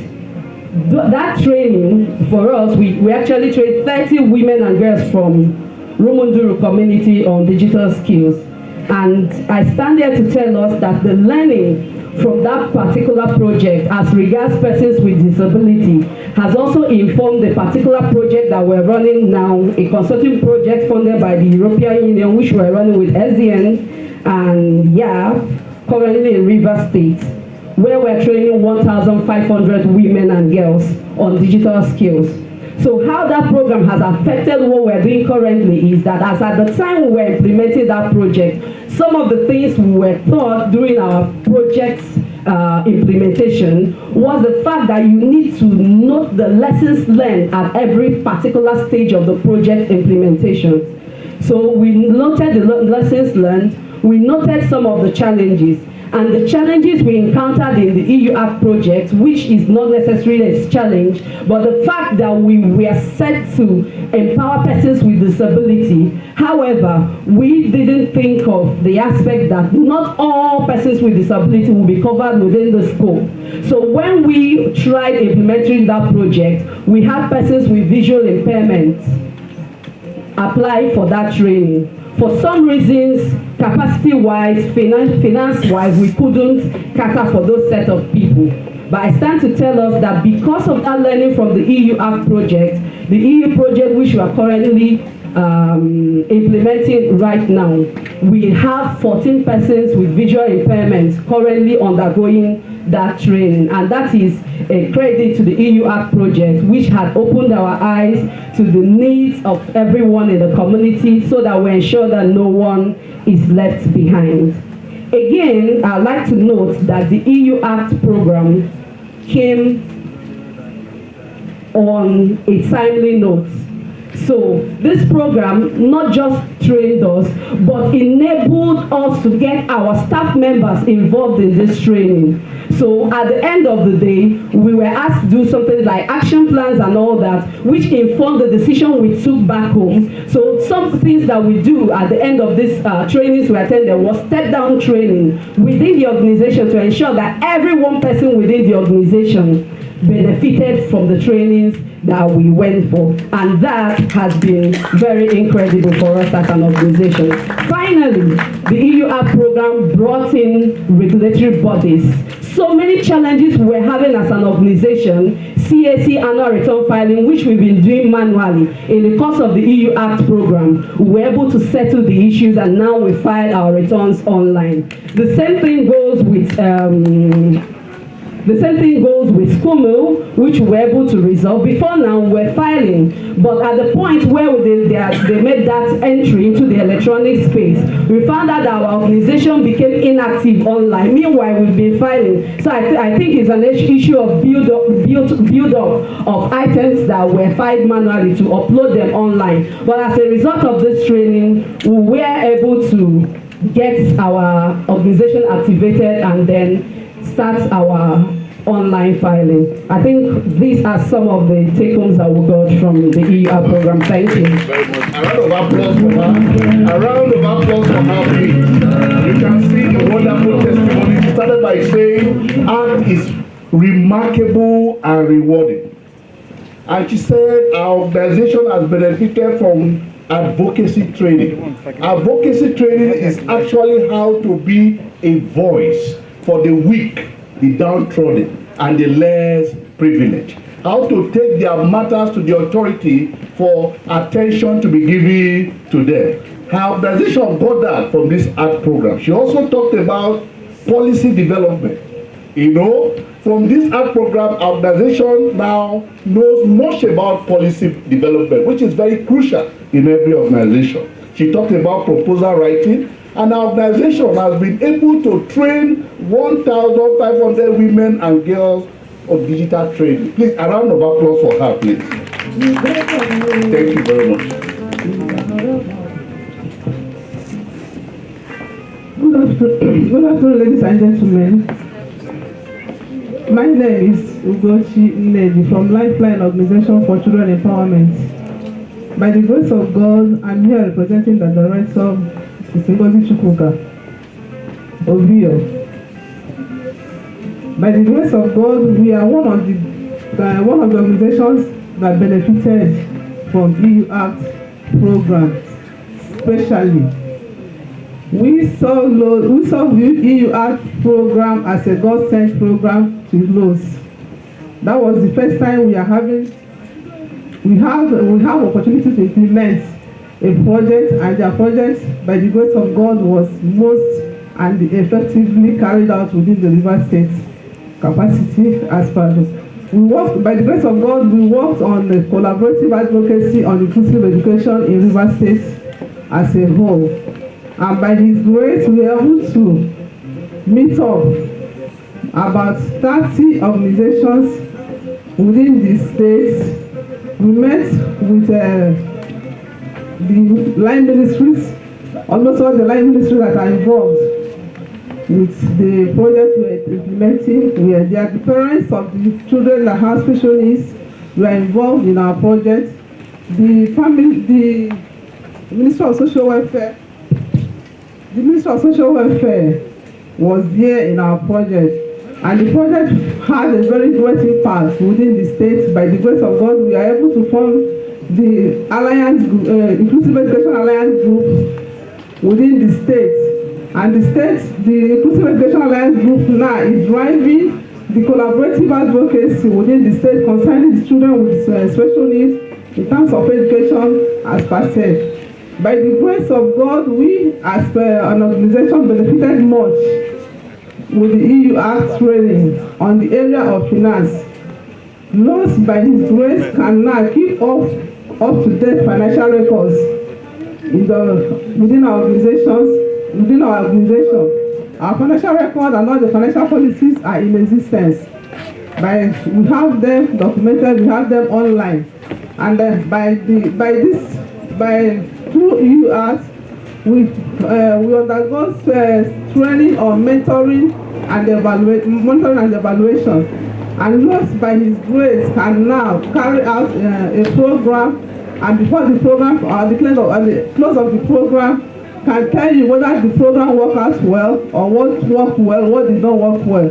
And even the project we carried out collaborative advocacy on inclusive education in Rivers State. With it, we are able to have a collaboration with the State Ministry of Education, Universal Basic Education, Rivers State. With it, we have carried out a project with them, which we have written a proposal to be carried out within the state. And on it, we are working on it up to date. And the Universal Basic Education on their own have carried out a training outside the state that involve teachers within the school, the various schools, that train teachers on inclusive education, how to manage the children with disabilities within the classroom sector. And on that note, even Universal Basic Education, based on our project carried out within the state, has now supported about 7 organizations within the state with special needs learning materials to help the children that have disability within the state, and equally rehabilitation equipment to support those children within the state. By His grace, we can commend the activity of UU Arts in our organization, because even our partners will learn from the mentoring and the mentorship training we undergo with EU Arts, how to keep our partners. And by His grace, last year we carried out a partnership award in our organization and gave a very reasonable result. And all the partners we are having such to appreciate them for the little contribution that have made to the organization. Thank you. Thank you very much. Round of applause for her, please. Round of applause.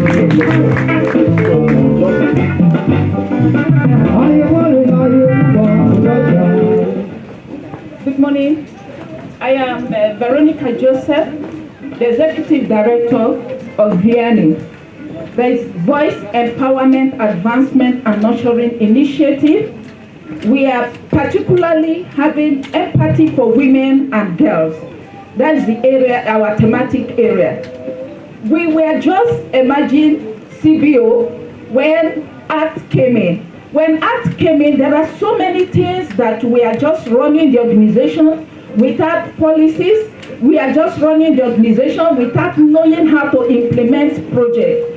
Until when ACT came in as capacity building organization and strengthening, they came in to really strengthening Vianney. Vianney was nowhere when you talk about policies, when you talk about project implementation. We have never implemented any donor agency project. This act granted us the opportunity to implement, to train 100 women and girls in modernized garri production, processing, branding. Through the training of EU Act on project management, we were able to match our budget with our activities. Initially, we can just implement a project just run like that. And initially, we were just running with 30 women. But when ACT came in, with the amount they gave us, not minding where we are from, they said you must do what is right by implementing your budget, by matching your budget with the activities. Today, I can tell you that in advocacy strategy, we know what to do. And today, we can tell you that the media houses, they are calling on us to come out and speak when in regards to women. International Women's Day, they will call us to speak. And also, Federal Ministry of Budget and Planning called us to submit our project that we have been doing. And how did it come about? We are in Rivers State, but people in Abuja, like National Industry or Small Scale Industrialists, that is NASI, who recognize what we are doing through the project implementation that ACT granted us the opportunity to implement after the training, and also effectiveness in our governance. Before in our governance, we didn't really have a meeting time. We were just running, no board meeting, no external bodies like regulatory bodies. But now in FIRS also, at the time they will call us, this is the time has reached. They have built, ACT has been able to build a relationship, giving us the idea on how to build and manage our relationship with regulatory bodies, and also partner with our other NGOs like the peer learning aspect. So I want to really thank ACT. And not only that, in my education, ACT gave me the bonus when I'm going to present my PhD thesis. They always clap for me and give me standing ovation, and all of this is because of the strength that ACT trained. Thank you very much. Thank you very much. A round of applause for her. Wonderful, wonderful, wonderful. And has done so much. Hello, my name is Daniel Okize. My name is Daniel Okize, and I'm the Executive Director for Vision Athletics Foundation. Vision Athletics Foundation started off in the U.S. as a 501c company, and we supported most of our activities through philanthropical donations from individuals and corporations. So that was a model and our approach there in the United States. Then when we came to Nigeria, we tried to apply that same model here, but it was hard to sustain. Most of our activities were funded through our own internally generated funding. Then fast forward to the EU ACT program, and our journey with the EU ACT program began in 2020 with structured organization capacity assessments, self-assessments, which revealed 23 development areas we needed improvements and strengthening to one degree or the other. The following action plan for the capacity improvements led to subsequent trainings and face-to-face coaching and mentoring sessions, which were held at our VAF 7 OAC centers. And they addressed the identified development areas over the course of 2 years, primarily during the height of the COVID pandemic that paralyzed the world. 9 of the VAF management staff, including me, took part in all the training, which allowed us to step down the training to other staff and volunteers, both at VAF and the 7 OAC centers. Now, following the training, coaching, and mentoring, we were pleased with the learning we achieved and subsequent strengthening of the capacity of our organization. We put this training to use in developing, updating, formulating, and implementing and mainstreaming the various new policies and practices in our projects and daily operations at our 7 OAC centers. This learning was of little use to us if not applied and shared. So then we also applied this learning as the lead CSO of the Mental Health Consortium as we successfully implemented our project.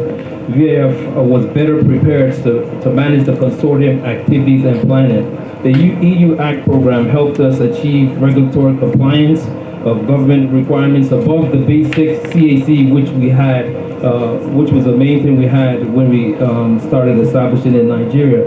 This includes the SCUMA, local tax requirements, audited returns, and registrations with the relevant MDAs. Several documents and manuals were produced and updated, then implemented and mainstreamed in our programming with the 7 OAC Center and VAF projects. Through the ACT trainings and support, operational and remedial changes were made to address our deficiency in internal and external processes. Some of the added benefits working as an EU ACT partner was that we have increased legitimacy and credibility in the eyes of our local partners, government MDAs, corporate entities, due to our increase in accountability quotient from the EU ACT partnership programming. So I listed some bullet points, but the time is short of some of our achievements for this EU ACT program. But one of the ways it has helped us reach our organizational goal is with the improved strategies, systems, external, internal measures, and organizational capacity in place. We are better prepared to operate efficiently and effectively in service delivery. The story hasn't ended yet, and we thank the EU ACT and British Council for this wonderful opportunity.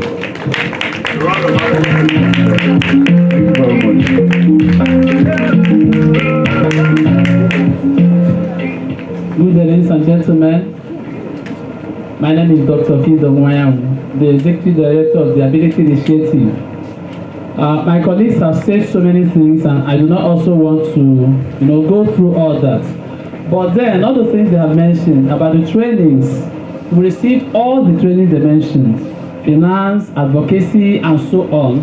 And then, after the trainings, we are also coached in our various offices, especially on organizational strategies and on finance, which we have benefited immensely. I want to say something that our organization focuses on persons with disabilities. Before the act came, our focus was just on the deaf people, And then after we have received all the trainings and exposure, and everything we got from the act, we felt that it will not be too good to focus on just one segment of disability. So we had to broaden. That is why our logo now included other forms of disabilities. So we really appreciate that. And again, we have been operating in Rivers State here for some time. But nobody, when I mean nobody, I mean no organization, even government, nobody has given us anything. The project we have done, or we've carried out, we are funded from my personal pocket and a few individuals who believe in what I was doing. And then ACT came, trained us, and gave us millions to run projects. We are truly grateful. What we are today, if we say anything good about our organization, after making 3 sentences and we do not include the Act, European Union and British Council, we are being very unfair. And I'm happy that our government officials, the representative of the governor is here. I can also see others, I don't want to mention their names, but I'm seeing high-profile government officials in our midst here. Please, we are appealing that we encourage us. Government should encourage us. The reason is this. If you are doing something with persons with disabilities, if you invite them, you pay them. If they invite you, you pay them. Whatever you're doing with them, it is at your own expense. That is the truth. They are not like the regular people you call, you do things with them, you just entertain them and they go. They have special cases. So please encourage us. And the Ministry of Social Welfare also they need to up their game a bit when it comes to working with persons with disability. But then, thank you, ACT. One area also I want to say thank you to ACT is the cross-regional relationship we have. If I look and say what I want to apply for is not selling in Rivers State and is working in Plateau State, they've already built a relationship for us with those in the north. So we can partner with somebody there, organization there, get it done, and also put it to the credit of our organization. We are truly grateful. God bless you.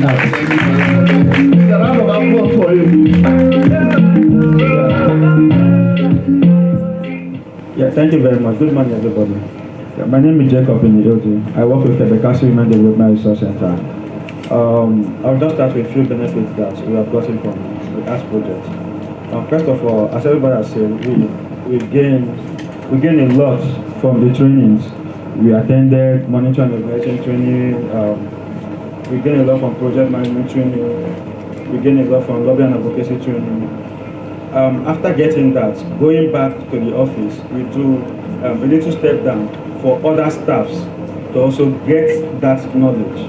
After that training, we had OCDA, Organizational Capacity Assessments with ACT team. They identified weak spots from our policies, our processes, and our system, and which we have strengthened that spot. And because of that OCDA, we have good systems and processes. I'll talk about the paid learning section a bit. The paid learning section help develop organizations in our consortium. We exchange knowledge, strategies on how to do lobbying, advocacy, and the rest. I'll just give a brief on our activities, what we do. Basically, we are climate action consortium. We did a lot of activities on sensitization of climate change, mitigation and adaptation. We trained about 150 students from schools across Awuda, Emoha, Port Harcourt local government area. We trained about 300 women and men from market women, institutions, MDA women, Minister of Women Affairs, and also Minister of Environment. We had some few testimonies to share, but I'll just make it a little brief. We have some market women now bagging their waste according to the profiling, and now they are selling their waste to eco-criminals to get some funds to also help them in activities they do. Now, a lot of people know that waste is wealth because of the training they had on waste to wealth value chain. So these are few impacts I can share with you for now. Thank you. Yeah, thank you very much. Then finally, there's one of the beneficiaries of one of the programs that an NGO under ACT programs conducted in one of the communities in Rivers. She's here from all the way from our community to tell us how herself and our community has benefited from the program. Please listen to her.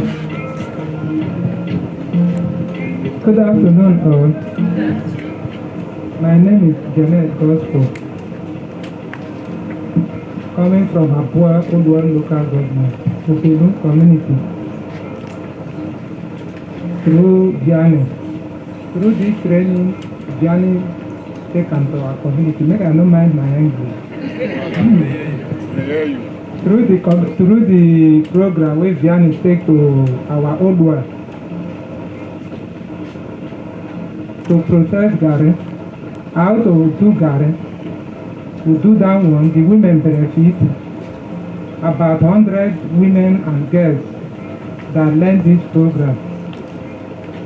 And me, I've been one of them. As a widow, I've been one of them who benefit the program.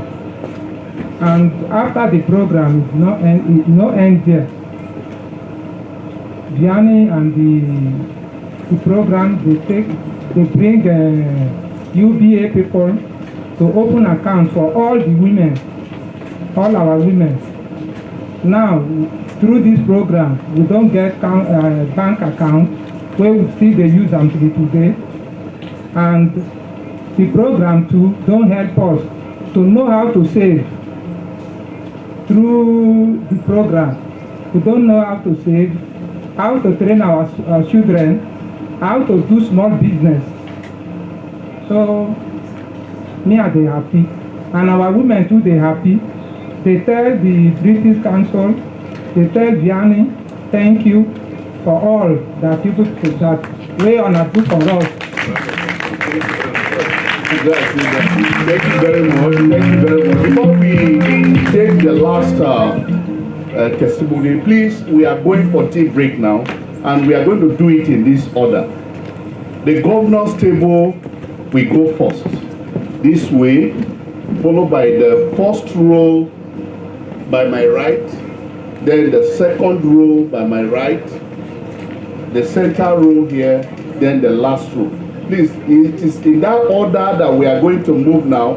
Please let there be orderly. There's enough for everybody. And that's the same order we are going to use during our lunch as well. Thank you very much for your patience. She's the last person, Kabekeshi. She's a beneficiary from Kabekeshi. As she said, she's from Agudama. She wants to tell us what she gained from what that wonderful organization did under this art program. Madam. Good morning, all. My name is Erika Eden. Please, I'm one of the beneficiaries in Agudama Market as market women through this program of climate change, which Kebenkachi organization train us all women both in Agudama Market and my one market as a whole. Before now, we did not know much about climate change. Like me, I did not know much about climate change. But when they call us, sometimes we know very well that people pay high for knowledge. But in Kabesachi, they pay us to learn. They motivate us every time for us to close our market and come there to learn. And when we learn, we benefit from this learning. And one of these benefits that we have as we come back is how to manage our waste, recycling and waste management. Before we litter around everything, but now we know that we can make profit from our waste. Our dustbin now, we sorted out all the bottles differently and the other waste differently and tied to through. And all the bottles that we sort out are the other things like bags, we sell and make more gain, more profit. And now we make it as a culture in our market. Even if the buyer come in, you buy water as little as water, pure water bag, drink and drop the bag. You will see a little child will run, pick the waterproof bag to the mommy's recycle bag, because he know that the collector will come at the end of the day, weigh it and buy it. And through this recycling waste management, we could be able to pay our NEPA bill at ease and other bills like this. So this training really helped we market women a lot. If you enter our market before, it was very dirty, but now it's very clean because this climate change make our market to be very clean. And our drainage, every February of every year, we contributed money to open gutters. We call people to open gutters and clean. But this year, when it's time for we to clean our drainages, there was nothing to clean. Everywhere was just clean, and we make more gain from this learning. So we thank God for this kind of program, the ACT program, bring to us through this organization that reach out to market women in Aguda market and my one market as a whole. We say, God bless you. That is wonderful testimony. In fact, while we are planning the program, a lot of people wanted to talk just because we have to manage time. Otherwise, you get a lot of testimony that has come out of the implementation of the EU Act project in Rivers State. So much impact was made, even in the Gokana area, where you have the Youth and Environmental Advocacy Center implemented its project under the Climate Change Consortium led by Kabekachi Women Development and Resource Center. The testimony is too much everywhere. That is why we are shedding tears for their living, and we wish they continue. But having moved out, I'm happy that this is the first event I'm attending in the past 3 years that you have highest representative of government officials, especially in an NGO event. I'm one of those who always tell them that government people, when you invite them, they will never come because I have experience. So put your hands together for the government of it is open for partnership and collaboration, and we look forward to partnering with you even when EU steps away and hand over the podium for us as the partners in Rivers State. Now let's welcome the commissioner of all the English and Englishes that we have been speaking here today. If he doesn't commission it, it doesn't happen. Welcome the Commissioner of Education, or it's the Commissioner for Education of Rivers State, Professor Prince Chinedu Mom. Put your hands together for him. The thing is the main man. Please come forward and give us thank you. Keep clapping in the guest here. It is the Commissioner for Education and the Commission is everything we see and do. Wonderful. Thank you very much, Bob.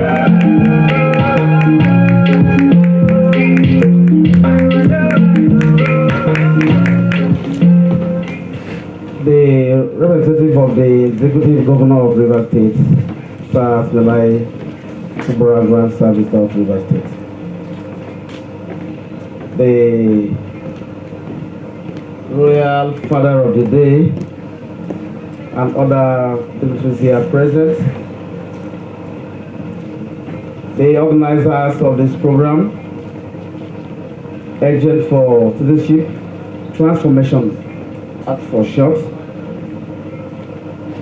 The representatives of the British Council here present and that of the European Union.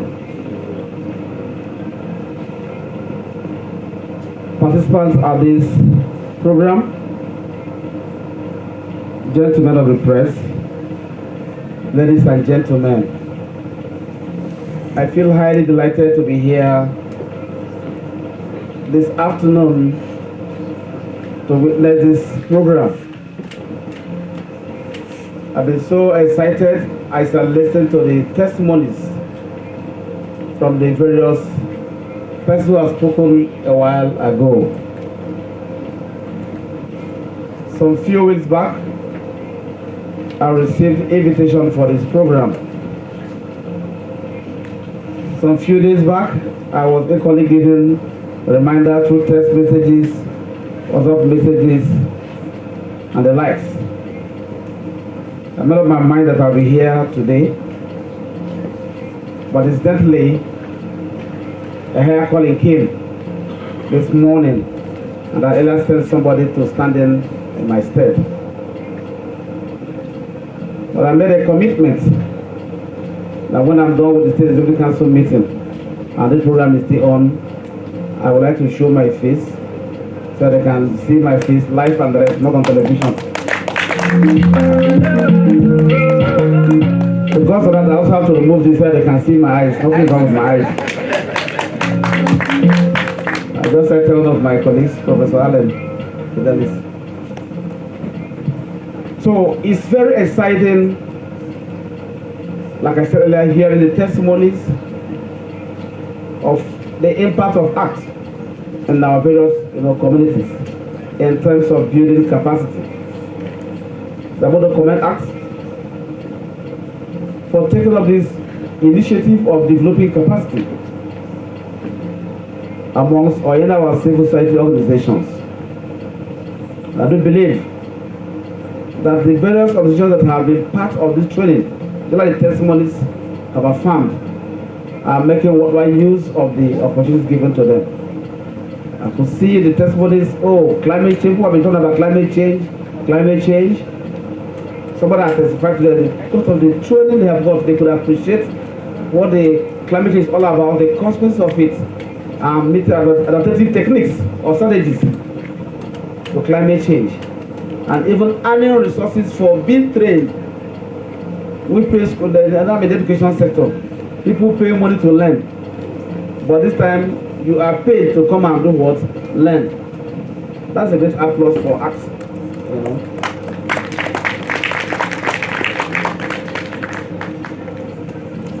All I want to say here is that as we are thanking ACT for this, it means we are asking that you do more. I'm sure that what we have here is a sample of the various CBOs or CSOs that you have been interfacing with. And I do believe that in next edition, the hall will be fuller than this. And there are also more testimonies. And to our CSOs, those here and those yet to come, make worthwhile use of the opportunities given to you by ACT. And I'm sure with that,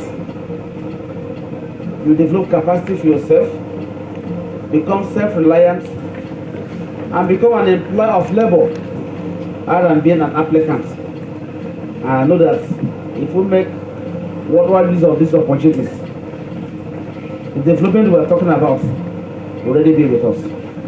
So once more, I want to thank ACT for inviting me and for all you are doing. And also thank you, the European Union, as well as British Council, for all your support to ACT. And also state that the Ministry of Education will open for partnership in whichever way we can be partners in what we are doing. Our doors are open. I will assure you that we'll be good partners. Once more, thank you for inviting me and have a fruitful day. God bless you. Please, a round of applause for the Honorable Commissioner, Education, Rivers State, Professor Prince Chinedu Mon. Please, a round of applause for him.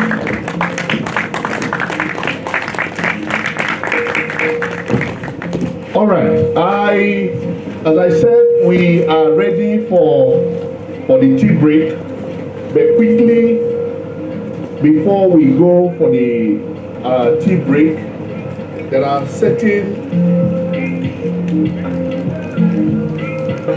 names that have just been given to me that we need to recognize their presence in our midst before we do anything, because they are special invitees.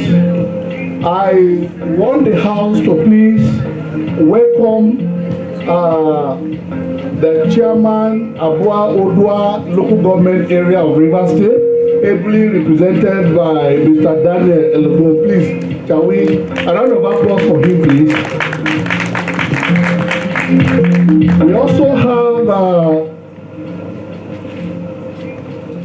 We also have the Permanent Secretary, Ministry of Environment, here with us, and would like to have a brief remark, very, very brief. It's very, very important, very, very brief, not more than 5 minutes, please. Then after that, You know, His Excellency's time and schedule is very tight. We'll quickly, before we go for tea break, call on him to please make a commitment regarding this momentous event as concerned everything that we have been saying and doing here. After that, after his presence here, we will now arrange the chairs. We are going to take photograph with His Excellency, the royal fathers here present, the permanent secretaries and commissioners for education. The arrangement will be made right in front downstairs here, and then we can now quickly go and take our tea break. So please, I will quickly call on Sir Orwell, okay, to please come forward within 5 minutes to give us a special remark. Permanent Secretary, please a round of applause for him,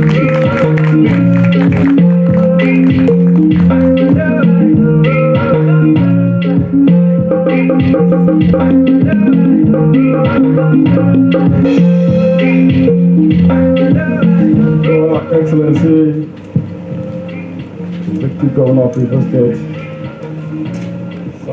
Similaye Fubara, we have been represented by the Permanent Secretary, Minister of Culture and Tourism, Ishmael Josima. Ali Afro, and Commissioner for Education, Prince Chinedu Mo, other dignitaries and members of the State Executive Council here present, our royal fathers, ladies and gentlemen. For want of time, I shall be very brief. Honestly, strictly speaking, I am literally saddened in the fact that the title of this program says ACT Program Closure. I never wanted it closed because of the numerous benefits that this state is deriving from it. As a Ministry of Environment of the state, I think this program has a lot to benefit, to impact on the ministry. I've had some testimonies shared here concerning those that concern climate change, those that concern creating wealth through waste. These are all benefits that the environment, the Ministry of Environment, is enjoying from this program. So on behalf of the ministry, we want to thank the British Council and the European Union, all those who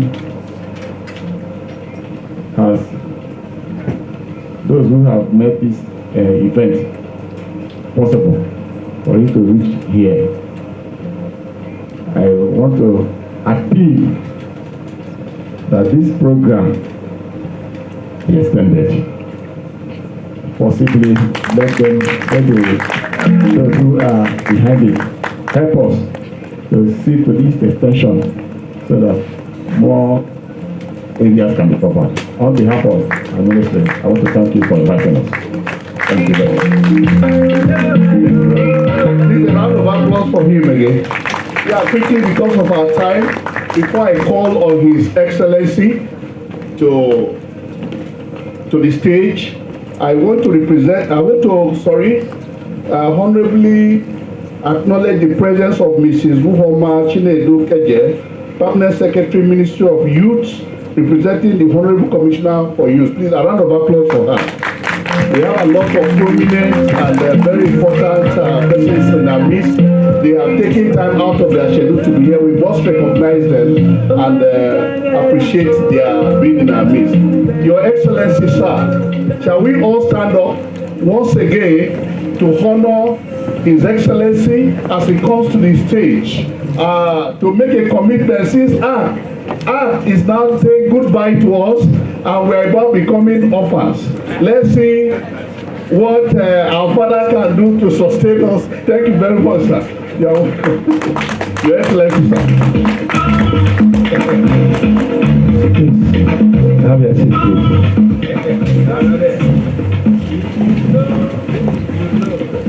In the governor's goodwill message, I did mention that the ACT program is a laudable program.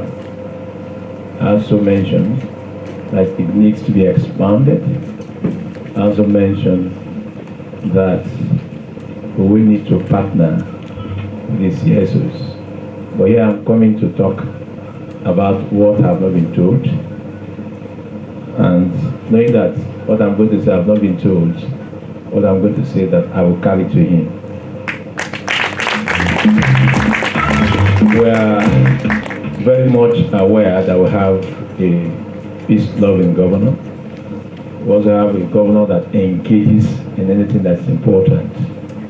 And for us to have good government dignitaries here, you will know that we can't abandon the program such as this. My Commissioner of Education is here. Other commissioners are here. Other commissioners are here. We'll try as much as possible to relay this message to him. And in no distant time, you will get the direct message from him. We are very much aware of the programs that have been enumerated, not from you, but from the beneficiaries. And we will convey the message to him that so many beneficiaries came up to tell us what they have benefited. And there are some persons that have not come here.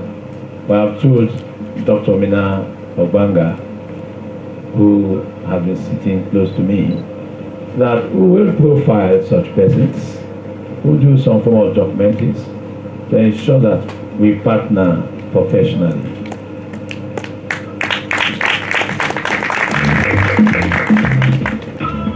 Everybody in this hall knows that the governor is somebody that came from the civil service and is one that's a very dedicated person to details. So if something is important, we will buy it. But right now we are very sure that this is a good program, or any other thing that could be done will reach you in the nearest future. The ACT program, I don't want to be prophetic. I also come from the environment of being a pastor. It will not end in Jesus' name. It will continue in the name of Jesus. For those of you who are still panting, those of you who are thinking they are going to lose their jobs, more years will be added in the name of Jesus.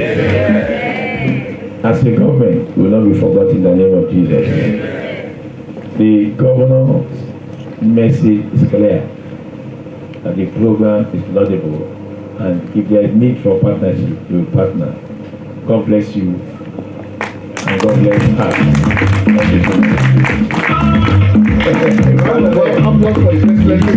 Can we remain standing as His Excellency take the seat? Round of applause for him, please. Please, the tables, please, and I need the chairs. We need some chairs here, please. No. Chairs. His Excellency, the commissioners and partners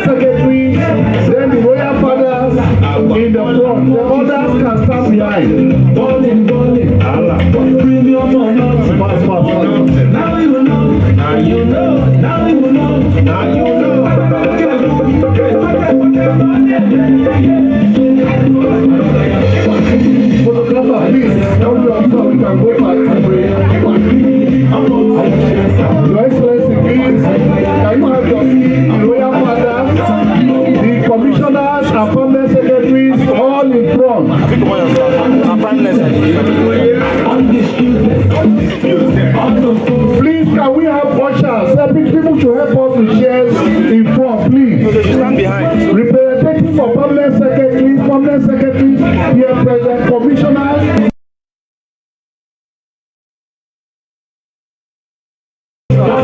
Photographer, please position. Then our national program director, the River State focal person, come forward, please.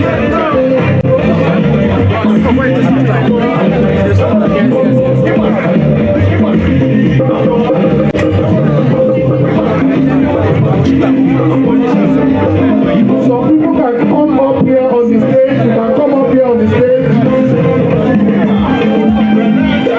Please, let's hurry up.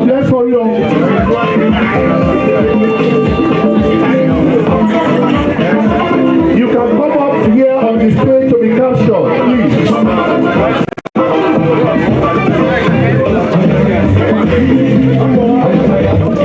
Come up on the stage to be captured.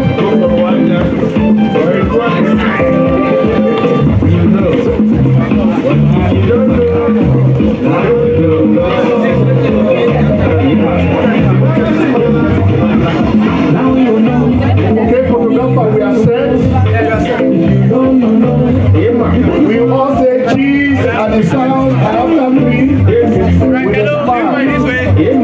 1, 2, 3, cheese.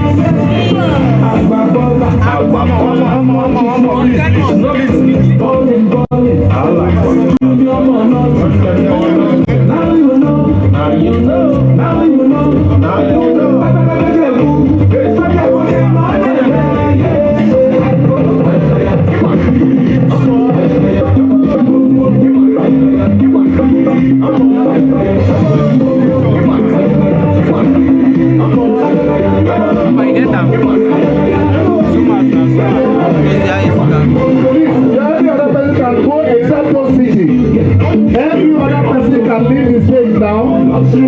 Then you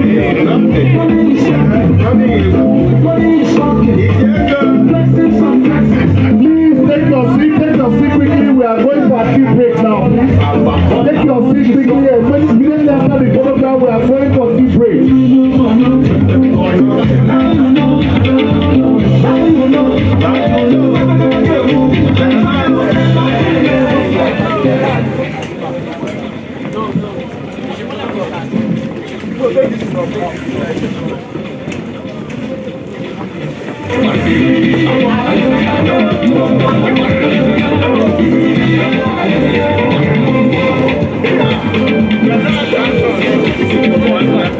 It's okay, please. It's okay.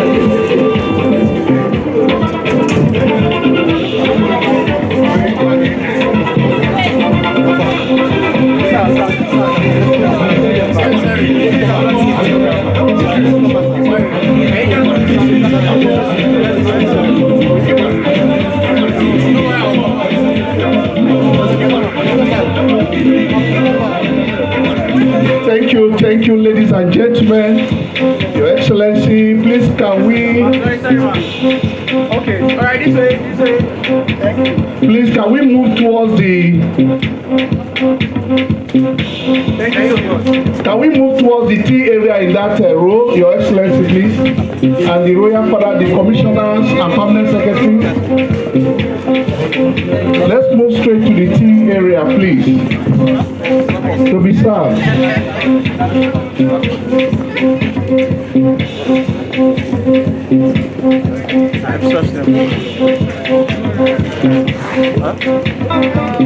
As I said, His Excellency, the permanent secretaries, the commissioners, and the royal fathers will have the tea first.